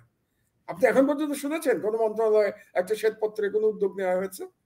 এরা বোঝে তো। আমার তো প্রথম সব থেকে বেশি অত্যাচার কারা করেছে বলেন আমাকে? এই যে একটা দানবীয় সরকার ছিল, সব থেকে বেশি অত্যাচার করেছে তো পুলিশ। তাহলে পুলিশের উপরে তো একটা শ্বেতপত্র হইতেই হবে। এখন পর্যন্ত এই শব্দটাও তো আমি শুনি নাই কোনো মন্ত্রীর মুখে, শুনেছেন আপনারা? তারপরে সব থেকে বেশি চুরি কোথায় হয়েছে? বিদ্যুৎ বিভাগে। বিদ্যুতের মাধ্যমে সব থেকে বেশি লুটপাট করা হয়েছে। তাহলে বিদ্যুতের একটা শ্বেতপত্র করতে হবে না, যে কাদেরকে সুবিধা দেওয়া হয়েছে, এবং যারা সুবিধা নিয়েছেন, যারা বাংলাদেশের জনগণের টাকা পয়সা লুট করে বিদেশে নিয়ে গেছেন, তাদের তালিকা করতে হবে না, এবং সেই চুক্তিগুলো জনগণকে জানাতে হবে না? আজ পর্যন্ত করা হয়েছে? আচ্ছা, ভারতের সাথে যে সমস্ত চুক্তি, সেগুলো দেখবার জন্য কাকে দায়িত্ব দিয়েছেন আপনারা? আমরা জানি না। আচ্ছা, আমরা যদি ধরে নেই যে দেবপ্রিয়কে দায়িত্ব দেওয়া হয়েছে, ধরে নিলাম, কারণ দেবপ্রিয়কে তো কি একটা স্পেশাল কাজ দেওয়া হয়েছে, তো কি বলে অর্থ মন্ত্রণালয়। এই দেবপ্রিয় তো প্রো ইন্ডিয়ান লোক, 100% প্রো ইন্ডিয়ান লোক। তাহলে সে যদি আজকে ভারতের এই চুক্তি নিয়ে কোনো কাজ করে, সে কি ইন্ডিয়াকে সেভ করে কাজ করবে না? তো আমি যে কথাটা বলতে চাই, যে আমরা কি শেখ হাসিনার বা এই যে ছেলেরা জীবন দিল, কি অসাধারণ বীরত্বের মাধ্যমে এই বিপ্লব তারা সংগঠিত করেছে, কি ইমানের শক্তি তারা দেখিয়েছে, অবিশ্বাস্য। এই জীবন দিয়ে আজকেই তো দেখলাম প্রায় 1,500 জন শহীদ হয়েছে, 1,500, 1,400 কতজন শহীদ হয়েছে, আহত হয়েছে হয়তো আরো 15,000, 10 গুণ যদি আমরা ধরি। এরকম জীবন দিয়ে যে সরকার আসলো, সেই সরকারে আমরা প্রো ইন্ডিয়ান লোক দেখতে চাচ্ছি। সেই সরকারে আমরা দেখতে চাচ্ছি যে ভারতের স্বার্থ রক্ষা করা হবে, এটা দেখতে চাচ্ছি আমরা। তাহলে মানুষ তাহলে জীবন কেন দিল? উৎখাত শেখ হাসিনাকে কেন করলো? খুবই দুর্ভাগ্যজনক অবস্থা। তো এই জন্যই আমি যেটা বলতে চাই, এটা বলেই আমি শেষ করবো। 2-3টে ছোট দাবি দিয়ে আমি শেষ করি। এক হচ্ছে যে হোম মিনিস্ট্রিতে ইমিডিয়েটলি পুলিশের বিষয়ে 16 বছরের উপরে শ্বেতপত্র করবার উদ্যোগ নিতে হবে। 2 নম্বর হচ্ছে গোপালগঞ্জের কারা কারা নিয়োগপ্রাপ্ত হয়েছে, কোন কোন অফিসার কিভাবে নিয়োগ হয়েছে, তার একটা সম্পূর্ণ তালিকা জনগণকে জানাতে হবে। এটা হচ্ছে ইমিডিয়েটলি হোম মিনিস্ট্রির দায়িত্ব নেওয়া উচিত, এই দায়িত্ব। 3 নম্বর, ফরেন মিনিস্টার যেটা করা উচিত, যে দানব শেখ হাসিনার কন্যাকে, এটা বোধহয় আমি আজকে দিয়ে বোধহয় 5-6 বার আপনার অনুষ্ঠানে আমি বলব, যে দানব শেখ হাসিনার কন্যাকে যে জালিয়াতি করে চাকরি দেওয়া হয়েছে, সেই নমিনেশন ইমিডিয়েটলি বাতিল করতে হবে এই সরকারকে। আরে ভাই ঠিক আছে, ওয়ার্ল্ড হেলথ অর্গানাইজেশন তার চাকরি থেকে বাদ না দিল, কি দিল সেটা তাদের ব্যাপার, আপনারা নমিনেশন উইথড্র করেন। নমিনেশন উইথড্র করতে পারবেন না কেন? এই ব্যাপারটা অনেকটা ওই রকম যে আপনি ইয়ের খতিবের চাকরি খেতে পারছেন না, আপনি বাতিমকরমের মসজিদের খতিবের চাকরি খেতে পারছেন না, আপনি হাসিনার মেয়ের নমিনেশন ক্যান্সেল করতে পারছেন না। এই সরকার কি করছে? এবং এত একটা দুর্বল এবং সমন্বয়হীন সরকার কিভাবে রাষ্ট্র পরিচালনা করবে? ইলিশের মাধ্যমে সমন্বয়হীনতা প্রমাণিত হয়েছে।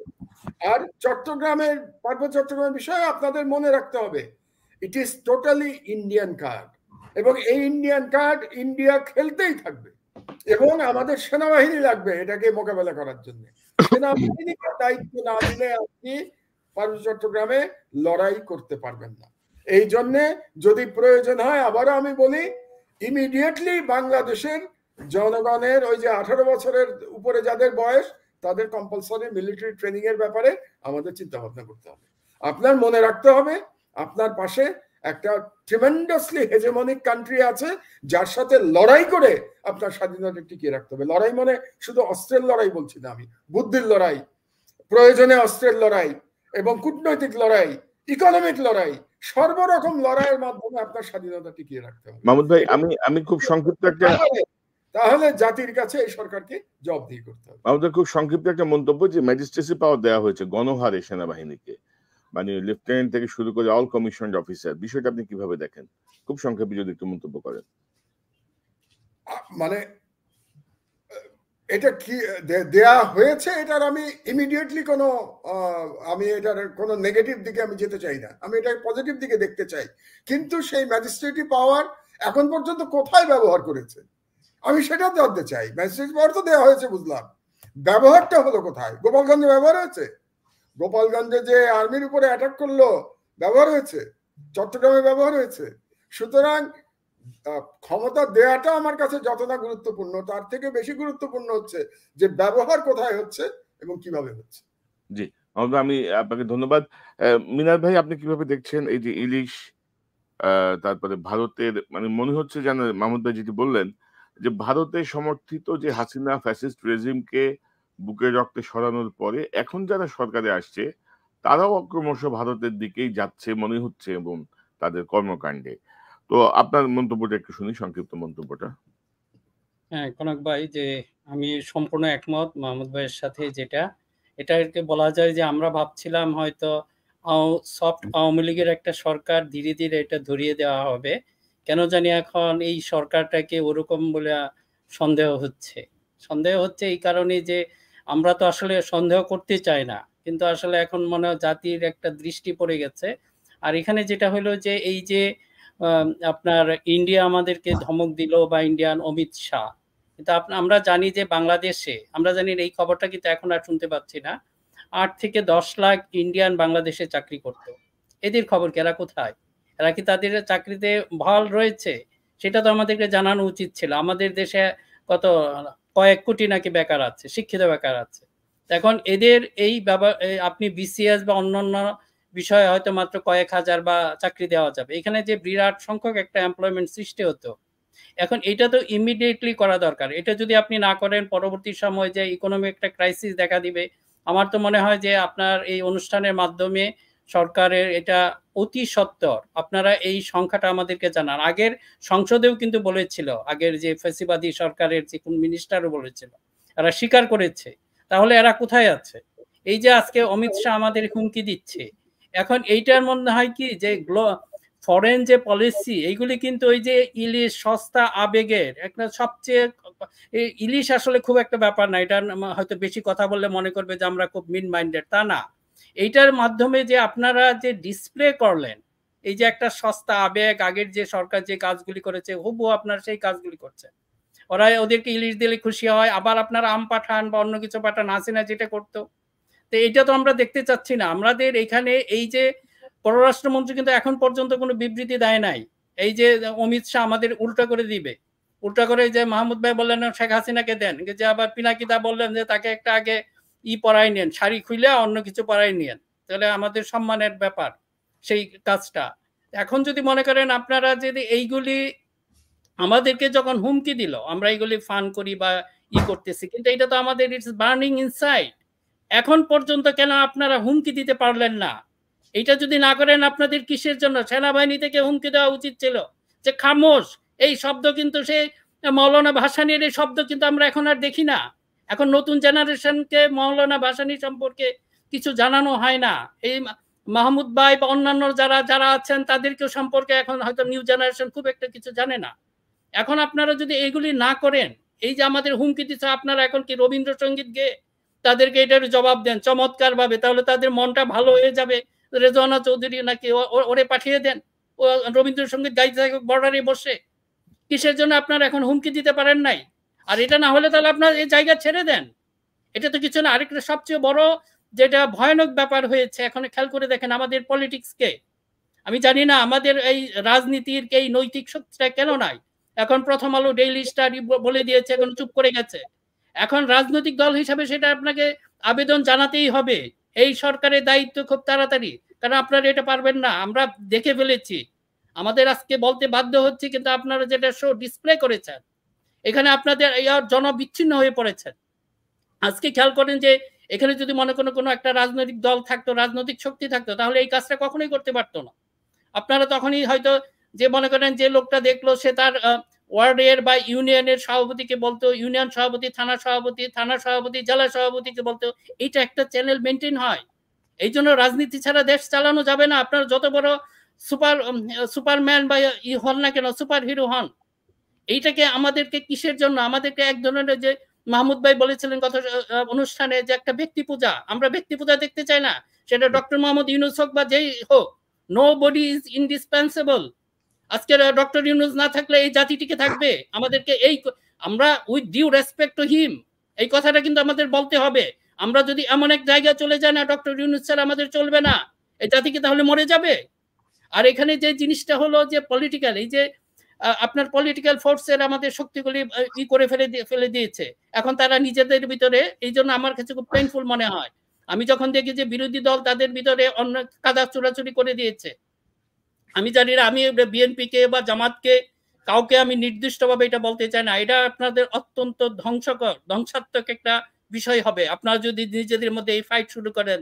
এটা এখন সময় হয় নাই। আমরা বলবো, আমরা বারবার বলছি। অর্থাৎ মিনাল ভাই, যে মানে প্রতিষ্ঠিত রাজনৈতিক দলগুলোর মধ্যে এক ধরনের ভেজাল সৃষ্টি করা এবং কিংস পার্টি গঠনের দিকে তাদের সাকসেসফুল। আপনারা গোয়েন্দারা এই কাজগুলি করছে, ওরা ওদের কাজ না করে আসল এই দিকে আসছে। এই যে বিএনপি এবং জামাতের ভিতর কিভাবে একটা দেখেন সম্পর্ক, আপনি খেয়াল করে দেখেন। এমন কিছু বিষয় নিয়ে লাগছে যেগুলো এইগুলি আসলে এখন এই মুহূর্তে বলার মতো না। এবং আমরা স্পষ্ট করে বলে দিচ্ছি, আমার বিএনপি এবং জামাত কাউকে আলাদাভাবে বিশেষ সুবিধা দেওয়া আমার উদ্দেশ্য না বা আমাদের উদ্দেশ্য না। আমরা এটা বলছি ডেফিনেটলি। আজকে যদি মনে করে গণতান্ত্রিক চর্চা করতে হয়, আমরা স্পষ্ট করে বলছি যে গণতান্ত্রিক চর্চা করতে হলে অবশ্যই কয়েকটা একাধিক আপনার রাজনৈতিক দল লাগবে। বিএনপি জামাতের এগেনস্টে আপনারা দাঁড়াবেন। আপনারা যা করছেন ঠিক আছে, এটা একটা সীমার মধ্যে থাকতে হবে। কিন্তু এইটা যদি এমন পর্যায়ে চলে যায় যেখানে তৃতীয় পক্ষের শক্তি সুযোগ নিতে পারে, সেটা হয়তো ধ্বংসাত্মক হবে। আপনারা এখন পর্যন্ত এমন অবস্থা রাজনৈতিক থেকে, আপনাদের রাজনীতি থেকে, সেটা আমার কাছে খুব অ্যালার্মিং মনে হচ্ছে। এখন বিএনপিও এবং জামাত কেউ মানে বলার তাদের সেই নৈতিক সাহস নাই। কারণ প্রথম আলো, ডেইলি স্টার গ্রুপ এমন অবস্থা ক্রিয়েট করে ফেলেছে এবং সাধারণ মানুষের মধ্যে এটা এমনভাবে ছড়িয়ে দিয়েছে, এখন রাজনীতি নিয়ে কোনো কথা বলা যাবে না। যতদিন ইচ্ছা তাকে সময় দিতে হবে। This is not a good decision. আমি যেটা বলবো, আমি দেশের মঙ্গল চাই। এখন ডক্টর ইউনূস যদি ইনডিসপেন্সিবল থাকে, উনাকে নিয়ে আসেন, তাড়াতাড়ি নির্বাচন দেন, প্রয়োজন পড়লে তাকে 1 বছরের জন্য প্রাইম মিনিস্টার রাখেন। যে জাতীয় সরকার হবে যেই হোক, যে জাতীয় সরকারের উনি প্রাইম মিনিস্টার হতে পারে যদি এত প্রয়োজন মনে করেন। এবং 1 বছর থাকার পর পরবর্তী টার্মটা উনি একজন সিনিয়র মিনিস্টার, যেটা সিঙ্গাপুর করে, যে মনে করে এখন যে আগের যে প্রাইম মিনিস্টার ছিল, এখন উনি সিনিয়র মিনিস্টার এবং মিনিস্টার মেন্টর। এখন মিনিস্টার মেন্টর হয়ে আপনি তখন গাইড করতে পারেন আমাদের পরবর্তী prime minister who ever it is. সেই প্রাইম মিনিস্টারকে যদি গাইড করেন তাহলে আমরা ডক্টর ইউনূসের সেবা পেলাম, আমি ওনার বিরুদ্ধে না। ডক্টর ইউনূসের সেবা পেলাম, উনি একটা 1 নাম্বার কাজ 1 নাম্বার পদ্ধতিতেই করেন। আপনার তো সেইভাবে করার দরকার নেই যে এমনি কেন লম্বা সময় থাকবেন, একটা নিয়মের ভিতরে আসেন। আর এই কথাটা বলতে কিছু ভয় কিসের?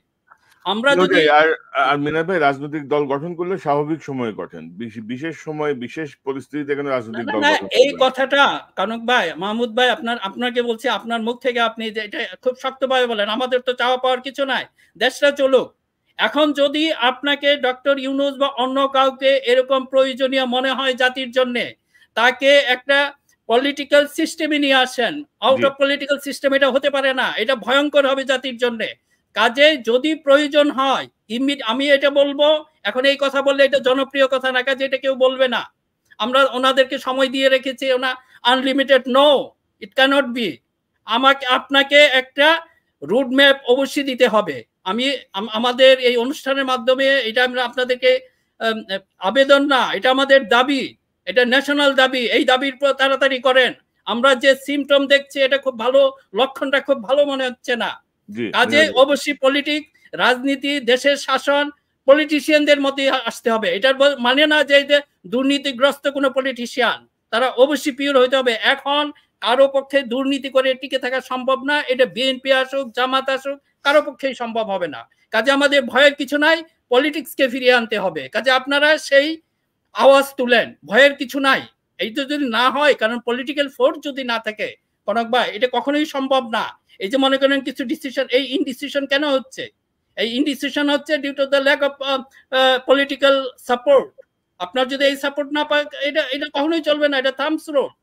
কারণ রাষ্ট্র চালাইতে হবে অবশ্যই পলিটিক্সের মাধ্যমেই। এখন যদি ডক্টর ইউনূসকে প্রয়োজন হয়, তাকে পলিটিক্যাল সিস্টেমে নিয়ে আসেন। জি মিনার ভাই, আমি আবারও আসবো আপনার কাছে। তবে ঘটনা হচ্ছে যে যদি ধরেন আমাদের এই আলোচনা বা আমাদের যে বক্তব্যগুলো বলা হচ্ছে, এগুলো যদি সরকার না শোনে, তাহলে এটা শুনতে আমরা বাধ্য করতে পারবো। আমরা জানি কিভাবে বাধ্য করতে হয়, আমরা সেদিকে যাব, আরো কঠোর লাইনে যাব। ইলিয়াস, আপনার কথা শুনি। আমি তো যাই হোক, যেইভাবে বলতে চেয়েছিলাম আমি ওইভাবে আর বলতে চাই না, কারণ আমার মনে হয় আমরা অনেক হার্শ হয়ে গিয়েছি আজকে। মিনার ভাইয়ের মতো লোক পর্যন্ত খেপে গিয়েছেন এই সরকারে। আমি বর্তমানে যেই তত্ত্বাবধায়ক সরকার বলি আর যেটা বলি, আপনাদের কাছে আমার একটা অনুরোধ, এইখানে যে আলোচনাগুলো হচ্ছে, মাহমুদ ভাই, মিনার ভাই, কনক সারোয়ার কিংবা আমরা কেউ আপনাদের অপছন্দ করছি না। আমরা সবাই, আপনারা এখানে যারা আছেন, ২-১ জনের ব্যাপারে অনেক অবজারভেশন আছে, অনেকেরই আছে, সেটা থাকতে পারে। কিন্তু ইনক্লুডিং চিফ যিনি অ্যাডভাইজার আছেন, তিনি সহ অন্য যারা আছেন, সবাইকে আমরা পছন্দ করি এবং আপনাদের কাছে একটা বিশাল প্রত্যাশা এই দেশের মানুষের আছে। সেই প্রত্যাশার মিনিমাম যে জায়গাগুলো, সেগুলো যদি আমরা যখন পূরণ হতে না দেখি, তখন কিন্তু আমাদের কষ্টগুলো উদগীরণ হবে। এটা খুবই স্বাভাবিক। আমি যদি সবকিছু বাদ দেই, খুব সহজ একটা জিনিস, আমাদের অনেকের নামে মামলা আছে।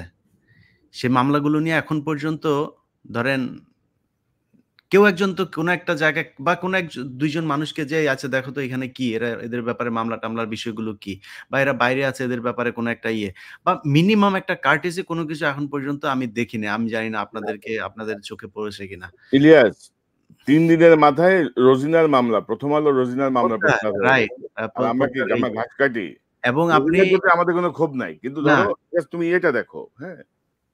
এবং আপনি জানেন, আমি একটু অ্যাড করি, আমি জাস্ট একটা ইনফরমেশন, এটা কিছু না। কারণ আমি যা করব কারো কাছ থেকেই কখনই কোনো ফেভার চাই নাই, কারণ আমি আইনের মাধ্যমেই করব।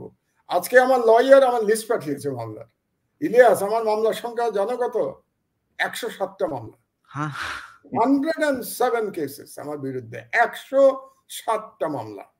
তার মধ্যে একটা মামলায় ৭ বছর সাজা হয়েছে, আর ৫টা অ্যারেস্ট ওয়ারেন্ট আছে আমার নামে। ইসকনের কোনো মামলা আছে ভাই? হ্যাঁ, কি স্কুলে? ইসকনে না, ইসকনের কোনো মামলা নাই, কিন্তু ১০৭টা মামলার আজকেই পাঠিয়েছে। আমি পাঠিয়ে দেবো তোমার কাছে আর কনকের কাছে রেকর্ডের জন্য, ইমেলে পাঠিয়ে দেবো আমি পুরো লিস্ট। তো মানে এটার মানে এই না যে আমি চাচ্ছি যে এই সরকার এই মামলাগুলো দেখুক। আমি হুম। শুধু বলতে চাইলাম যে বিগত সরকার কতটা দানবীয় ছিল যে আমার মতো একজন বৃদ্ধ মানুষের নামে 160টা মামলা। এবং আমি রাজনীতিবিদ না, আমি রাজনীতির বাইরের একজন মানুষ, জাস্ট সম্পাদনা করেছি পত্রিকা আর লেখালেখি করি, এই জন্য 107টা মামলা। হ্যাঁ ইলিয়াস বলো ভাই। না মাহমুদ ভাই, আপনার আপনার কোনো ফেভার চাইতে হবে না। এটা সরকারের দায়িত্ব। সরকারের দায়িত্ব এটা। যাই হোক, ওই ব্যক্তিগত আলোচনায় না যাই, মানে এটা আমি একজন ইনফরমেশন হিসেবে দিলাম জি, জি, আপনাদের জি, জি। দুই সাংবাদিককে ভাই জি, যে জি। আমার আজকে মনে বাংলাদেশে 107টা খালি মামলা। ১৯ তারিখে আন্দোলন শুরু হয়েছে আর ১৫ দিনের আন্দোলনের পরে টুপ করে একটা সরকার এসছে আর পড়ে গিয়েছে। এইভাবে না, এই সরকার গত ১৫ বছরে বহু মানুষের আপনার নিজের শরীরের রক্ত গিয়েছে এই সরকারের বিরুদ্ধে কথা বলতে গিয়ে। সো এত সহজে এই সরকারটা চলে আসছে, চোখ মুখ বন্ধ করে তারপরে কিছু বলবেন। আপনার ফেভার চাওয়ার দরকার নাই তো। আপনি যদি অপরাধ করে থাকেন অপরাধের বিচার করুন। অন্তত বলুক যে ওকে এই মামলাগুলো কি অবস্থা, এটারে তাড়াতাড়ি সেটা দ্রুত বিচার ট্রাইব্যুনাল বা কোনো একটা আলাদা কিছু একটা করে তারপর করা হোক। যেভাবে রোজিনার ইয়েটা সাংবাদিকরা জিজ্ঞেস করেছে আর সাথে হ্যাঁ কই দেখি ওইটা নিয়ে সাথে সেটা শেষ হয়ে গিয়েছে। সেটা কোন আইনে করা হয়েছে? কোনো আইন ছিল? কোনো প্রক্রিয়া ছিল? কোনো কিছু করা হয়েছে? মানে ফলো করা হয়েছে? কিছুই করা হয়নি। তারা হয়ে গেল। আমাদের ক্ষেত্রে সেটা করা হয়নি। দরকারও নাই। বাংলাদেশে আরো পারলে আরো মামলা করেন, কোনো সমস্যা নেই। কিন্তু মাথায় রাখতে হবে যে আমরা এই সরকারটা যদি সবকিছু বাদ দেই, যে ছাত্ররা এখানে জীবন দিয়েছে তাদের কারণে তো অন্তত আপনারা এসছেন। সেই ছাত্রদেরকে গত ২ দিন আগে বলা হলো ৳৫,০০,০০০ করে পরিবারকে দিবে। মানে ৳৫,০০,০০০ এখন বাংলাদেশে একটা মানুষের যদি সংসার চলতে দেয়া হয়, কয়দিন সে সংসার চালাইতে পারবে? সেই রাইট। ৳৫,০০,০০০ দিয়ে সে কি করবে? মানে অন্তত যদি এরকম কিছু করা হইতো যে ওকে ঠিক আছে, তার পরিবারের সবার পরিবার থেকে একজনকে একটা সরকারি চাকরি দেয়া। যেই পুলিশ, যেই আনসার যারা কিনা এতদিন ধরে সরকারের পক্ষে কাজ করেছে, তাদেরকে সরায়। এখানে অনেক ছাত্ররা আছে এই গণ অধিকার পরিষদে যারা ২০১৮ সাল থেকে যারা আন্দোলন করছে। তাদের অনেককে আমি চিনি। গত ৮-১০ বছর তাদের কোনো চাকরি হয় নাই। গত ৫-৬ বছরে যারা ওই আন্দোলন ছিল কারো চাকরি হয় নাই। শুধু ভেরিফিকেশন এ গিয়েছে, জেনেছে যে তারা ওই আন্দোলনের সাথে ছিল। That's it. এটাই তাদের জন্য চাকরি না হওয়ার জন্য এনাফ। আর কোনো কিছু লাগে নাই। তাদেরকে চাকরিতে আনেন। যদি প্রয়োজন হয় আইন পরিবর্তন করে ৩৫ বছর, ৩৬ বছর, ৪০ বছরের চাকরি হবে। একজন মানুষের ৪০ বছরে তো কিছুই হয় না। তারা যেহেতু ডিপ্রাইভড হয়েছিল এবং সরকারের একটা বিশেষ পরিস্থিতিতে তারা চাকরি পায়নি, তাদেরকে আনার ব্যবস্থা করেন। কাউকে সরানো হচ্ছে না। ৳৫,০০,০০০ দিয়ে একজন শহীদের পরিবারের সাথে আমি মনে করি একটা তামাশা করা হয়েছে। সো এই জায়গাগুলি সরকারের চিন্তা করা উচিত। সরকার এখন বিভিন্নভাবে চেষ্টা করছে যে এ স রাজনীতি মুক্ত করার জন্য। যেমন ২ দিন ধরে আপনি দেখেন ঢাকা বিশ্ববিদ্যালয়ের একজন ইয়ে শিবিরের সভাপতিকে পাওয়া গেছে, যিনি এতদিন ধরে গোপনে এখানে সভাপতি ছিল, এখন তিনি ওপেন হয়েছেন। তো সমস্যা কি? শিবির কি আপনাদের জন্য অপকারী কিছু ছিল নাকি? শিবির কি আপনার ক্ষতি করেছে নাকি? শিবির আজকে যেই ছাত্র আন্দোলন হয়েছে, খুঁজা দেখেন শিবিরের কতজন সেখানে জীবন দিয়েছে। সো আপনি শিবির করতে তো সমস্যা কি? আবার অনেকে বলছে এটা নাকি মুনাফিকি করেছে শিবিরে। মুনাফিকি না, এটা কৌশলী হয়েছিল শিবির। তাই সে তার পরিচয় গোপন করেছে এবং সেখানে সে রাজনীতি করছে। আমি মনে করি শিবির এবং ছাত্রদল ২ দলের সহ অবস্থান প্রয়োজন। এই ঢাকা বিশ্ববিদ্যালয় সহ বেসরকারি যত পা আ সরি আ আ সরকারি যত বিশ্ববিদ্যালয়গুলো আছে সবগুলোতে, পাবলিক বিশ্ববিদ্যালয়ে সেখানে গিয়ে এই যে আর কোন ছাত্রলীগের এই যে এজেন্টরা যারা গোয়েন্দা সংস্থার সহায়তা নিয়ে এখানে বিভিন্ন জনকে চোর সাজিয়ে তারপর হত্যা করছে, এগুলো থেকে আমি নিজে ছাত্র রাজনীতি পছন্দ করি না।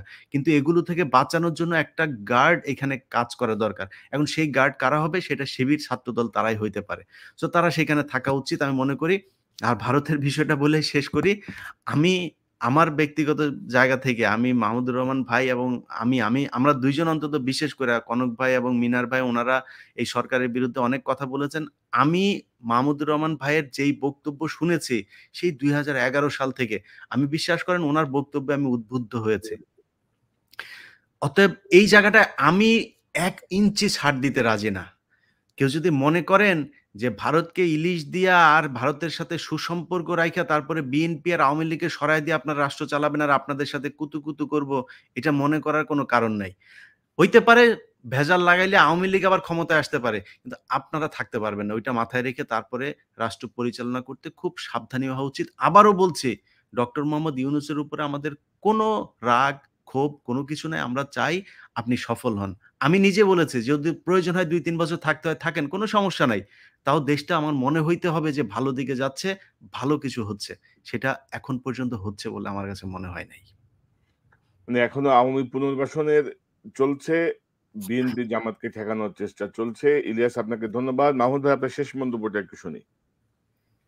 শেষ মন্তব্য, অনেক কথা বলে ফেলেছি, শুধু এটাই বলবো যে এই সরকার দয়া করে আপনারা গতিশীল হন, দয়া করে আপনাদের সমন্বয়হীনতা থেকে মুক্ত হন এবং ভারতের ব্যাপারে একটা সমন্বিত পরিকল্পনা গ্রহণ করুন। জি, মিনা ভাই। হ্যাঁ, আমি আসলে আমার আগের কথাগুলো একটু স্পষ্ট করি যে ইলিয়াস ভাই যে জিনিসটা বললেন যে ২ বছর ৩ বছর থাকুক, আমি কিন্তু ওইটার ফেভারে না। এটা একটা পলিটিক্যাল প্রসেসে থাকেন। আবার স্পষ্ট করে বলছি, কারণ যদি রাজনীতি মুক্ত দেশকে রাখতে চান, ডিপলিটিসাইজ করেন, এটার ভয়ানক একটা বিপদ রয়েছে। আমরা গত ১৫ বছর দেখেছি এটা একটা ডিপলিটিসাইজেশন একটা রূপ ছিল। বর্তমানে আমরা একটা অন্য রূপ, একটা সফট রূপ দেখতে পাচ্ছি। এটা আমরা দেখতে চাই না। ডক্টর ইউনূসের প্রতি আমার অনেক সম্মান রয়েছে।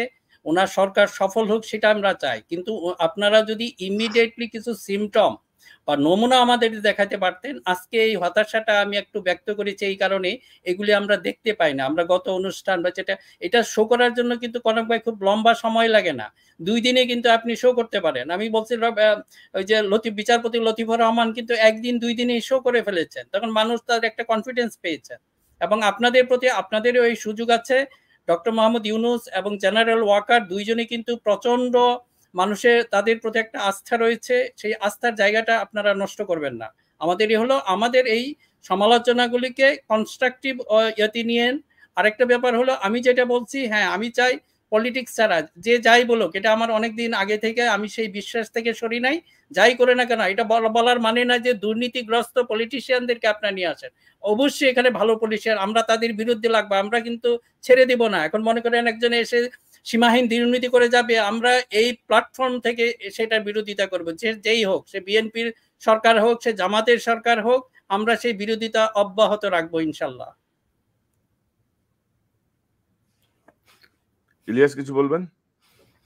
না ধন্যবাদ। আমি ওইটাই যে মানে আপনাদের মানে উপদেষ্টারা যদি নাকি মানে কাজ করার বাদ দিয়ে যদি মানে কিছু, কিছু উপদেষ্টা, আমি একজনের নাম আজকে এখনো পর্যন্ত কাউকে নিয়ে এই ১ম বোধহয় কথা বলেছি। ভবিষ্যতে সরাসরি বলার সেই ক্ষেত্র প্রস্তুত মানে তৈরি করেন না। আমি মনে করি তাইলে খুব সমস্যা হবে। এই যে আজকে যিনি ডিবির প্রধান আছেন, এই লোকের আপনি তিনি ছিলেন সম্ভবত সিরাজগঞ্জ বা কোনো এক জায়গায় ডিবিতে ছিলেন। ৫ তারিখে যখন শেখ হাসিনা পালিয়ে যাওয়ার কথা শুনেছেন, তার আগেই তিনি তার কর্মক্ষেত্র ছেড়ে চলে আসছিলেন ঢাকায়। আসার পথে মাঝখানে তিনাকে ছাত্ররা ধরে শুধু ডিবি পরিচয় পেয়েছে, পুলিশ পরিচয় পাওয়ার পরে তাকে প্রচন্ড মারধর করেছে। তিনি আইসিইউতে ছিলেন ৭ দিন। এই ব্যক্তি এই গত ১৫ বছরে প্রচন্ড অত্যাচার, নির্যাতন এগুলো সহ্য করে, বৈষম্য সহ্য করে তিনি আজকে এখানে এসছেন। এখন এই ধরনের যে পুলিশ কর্মকর্তারা আছে, তাদের মতো ২-৪ জায়গায় মনে করেন যে আ মানে অনেকেই থাকতে পারেন, যারা কিনা এতদিন ধরে সরকারের নানান সুবিধা নিয়েও এরকম আছেন, তাদের ভিতরেও অনেকেই থাকবেন। কিন্তু করা হচ্ছে কি, ধরেন আমি ২-১ জায়গায় দেখলাম যে এই ব্যক্তিকে নিয়ে মানে নেগেটিভ মন্তব্য করা হচ্ছে। তো আমি মনে করি যে এই প্রশাসনে যদি নাকি না করা হয়, মানে যদি একটা কি বলবো যে পরিচ্ছন্নতা কার্যক্রম যদি করা না হয়, তাহলে আস্তে, আস্তে এই যে ডিবির এখন যে রেজাউল করিম মল্লিক আছেন, তিনার মতো অফিসার যারা এসছেন, তারা কোণঠাসা হয়ে যাবে। হ্যাঁ, ইলিয়াস শুধু রেজাল্ট করিম মল্লিক না, ধরো প্রশাসনে যাদেরকে প্রমোশন দেওয়া হয়েছে, ধরো দীর্ঘ ১৫ বছর পরে, দীর্ঘ ১৫ বছর পরে সে একটা পজিশন পেয়েছে, তাদেরকে নিয়েও কিন্তু আবার ষড়যন্ত্র হচ্ছে। নানা রকমের হ্যাঁ, মানে হচ্ছে তো। প্যাচ খেলা শুরু ডিএমপি হয়েছে। কমিশনার থেকে শুরু করে আপনার হ্যাঁ। আইজিপি তিনি অত্যন্ত ভদ্র মানুষ। এই গত ১৫ বছর নির্যাতন সহ্য করেছে তারা। হুম, হুম, হুম, এবং হুম। আমি আমার এই আজকের অনুষ্ঠানে একটা আমি দুঃখ প্রকাশ করতে চাই যে আমার কাছে কিছু তথ্য এসেছিল যে খুলনা রেঞ্জের যে ডিআইজি আছেন রেজাউল করিম, উনার ব্যাপারে আমার কাছে আমি আসলে আমাকে পরে বলা হলো যে আপনি এটা খোঁজ নেন। তো আমি খোঁজ নিয়ে আমি এখনো পর্যন্ত উনার ব্যাপারে নেগেটিভ কিছু পাইনি। এটাও কিন্তু ওনাদের ভেতর থেকেই কিন্তু আমাকে জানানো হয়েছে। দেখেন পরে জানলাম যে ওই ব্যক্তিই হচ্ছে গিয়ে সরকারের এতদিন সুবিধাভোগী। এখন তাদের ভেতরে যে কোন্দল সেটার কারণে তারা এটা বিভিন্ন জনকে ব্যবহার করে এই কাজগুলো করছে। এটা নিয়ে আপনার সঙ্গে আমার আগে কথা হয়েছে। তো ইলিয়াস আপনাকে ধন্যবাদ। মিনার ভাই, মাহমুদ ভাই আপনাদের প্রত্যেককে ধন্যবাদ। এবং আমরা আবারও যেটা বলতে চাই, আমরা যে কথাগুলো বলছি মানে আমি লক্ষ্য করছি যে এই সরকার কিন্তু অনেক কিছুই শুনছে না, উপেক্ষা করছে। এক ধরনের ইয়েতে চলে গেছে আরকি। মানে কি বলবো, পলিটিক্যাল গভর্নমেন্টের মতো অ্যাটিটিউড। কারণ আপনি যদি দেখেন যে এখানেও যে এক চাকমা উপদেষ্টা, কি নাম যেন, চাকমা পার্বত্য চট্টগ্রাম বোর্ডের চেয়ারম্যান ছিল, দুর্নীতির দায়ে অভিযুক্ত। তার শপথ নেওয়ার ৩ দিন আগে সচিত্র অনুষ্ঠান করার পরেও তাকে শপথ দেওয়া হয়েছে। আমরা যা বলছি অনেক কিছুই তারা ভাবছে যে গায়ের জোরে সরাই দেবে। তো গায়ের জোর আমাদেরও আছে, আমরা জানি তোমাদেরকে কেমনে সাইজ করতে হয়। তো লাইনে থাকো। ইন্ডিয়ার দালালি করে বা জনগণের যে চেতনা, সেই চেতনার বাইরে গেলে কাউকে ছাড় দেওয়া হবে না। সেটা যত মহান ব্যক্তিই হোক আর যত শক্তিশালী ব্যক্তিই হোক। আপনাদের ৩ জনকে অসংখ্য ধন্যবাদ আজকের অনুষ্ঠানে অংশ নেওয়ার জন্য।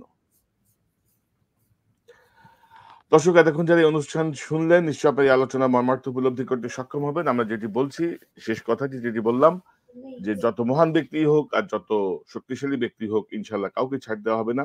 দেশের স্বার্থে, দেশের প্রয়োজনে প্রত্যেককে জবাবদিহিতার আওতায় আনা হবে এবং প্রত্যেকটি কার্যক্রমের চুলচেরা বিশ্লেষণের মাধ্যমে তুলে ধরা হবে। এবং দয়া করে আমরা যে অনুষ্ঠানগুলোর মাধ্যমে যে তথ্যগুলো আপনাদের কাছে তুলে ধরছি, দয়া করে বোঝার চেষ্টা করুন। দেশের স্বার্থে এই অনুষ্ঠান বা এই পরামর্শগুলো কোনো দল বা ব্যক্তি বিশেষের স্বার্থে আমরা দিচ্ছি না, দেশের স্বার্থে দিচ্ছি, আপনাদেরকে সহযোগিতা করার জন্য দিচ্ছি।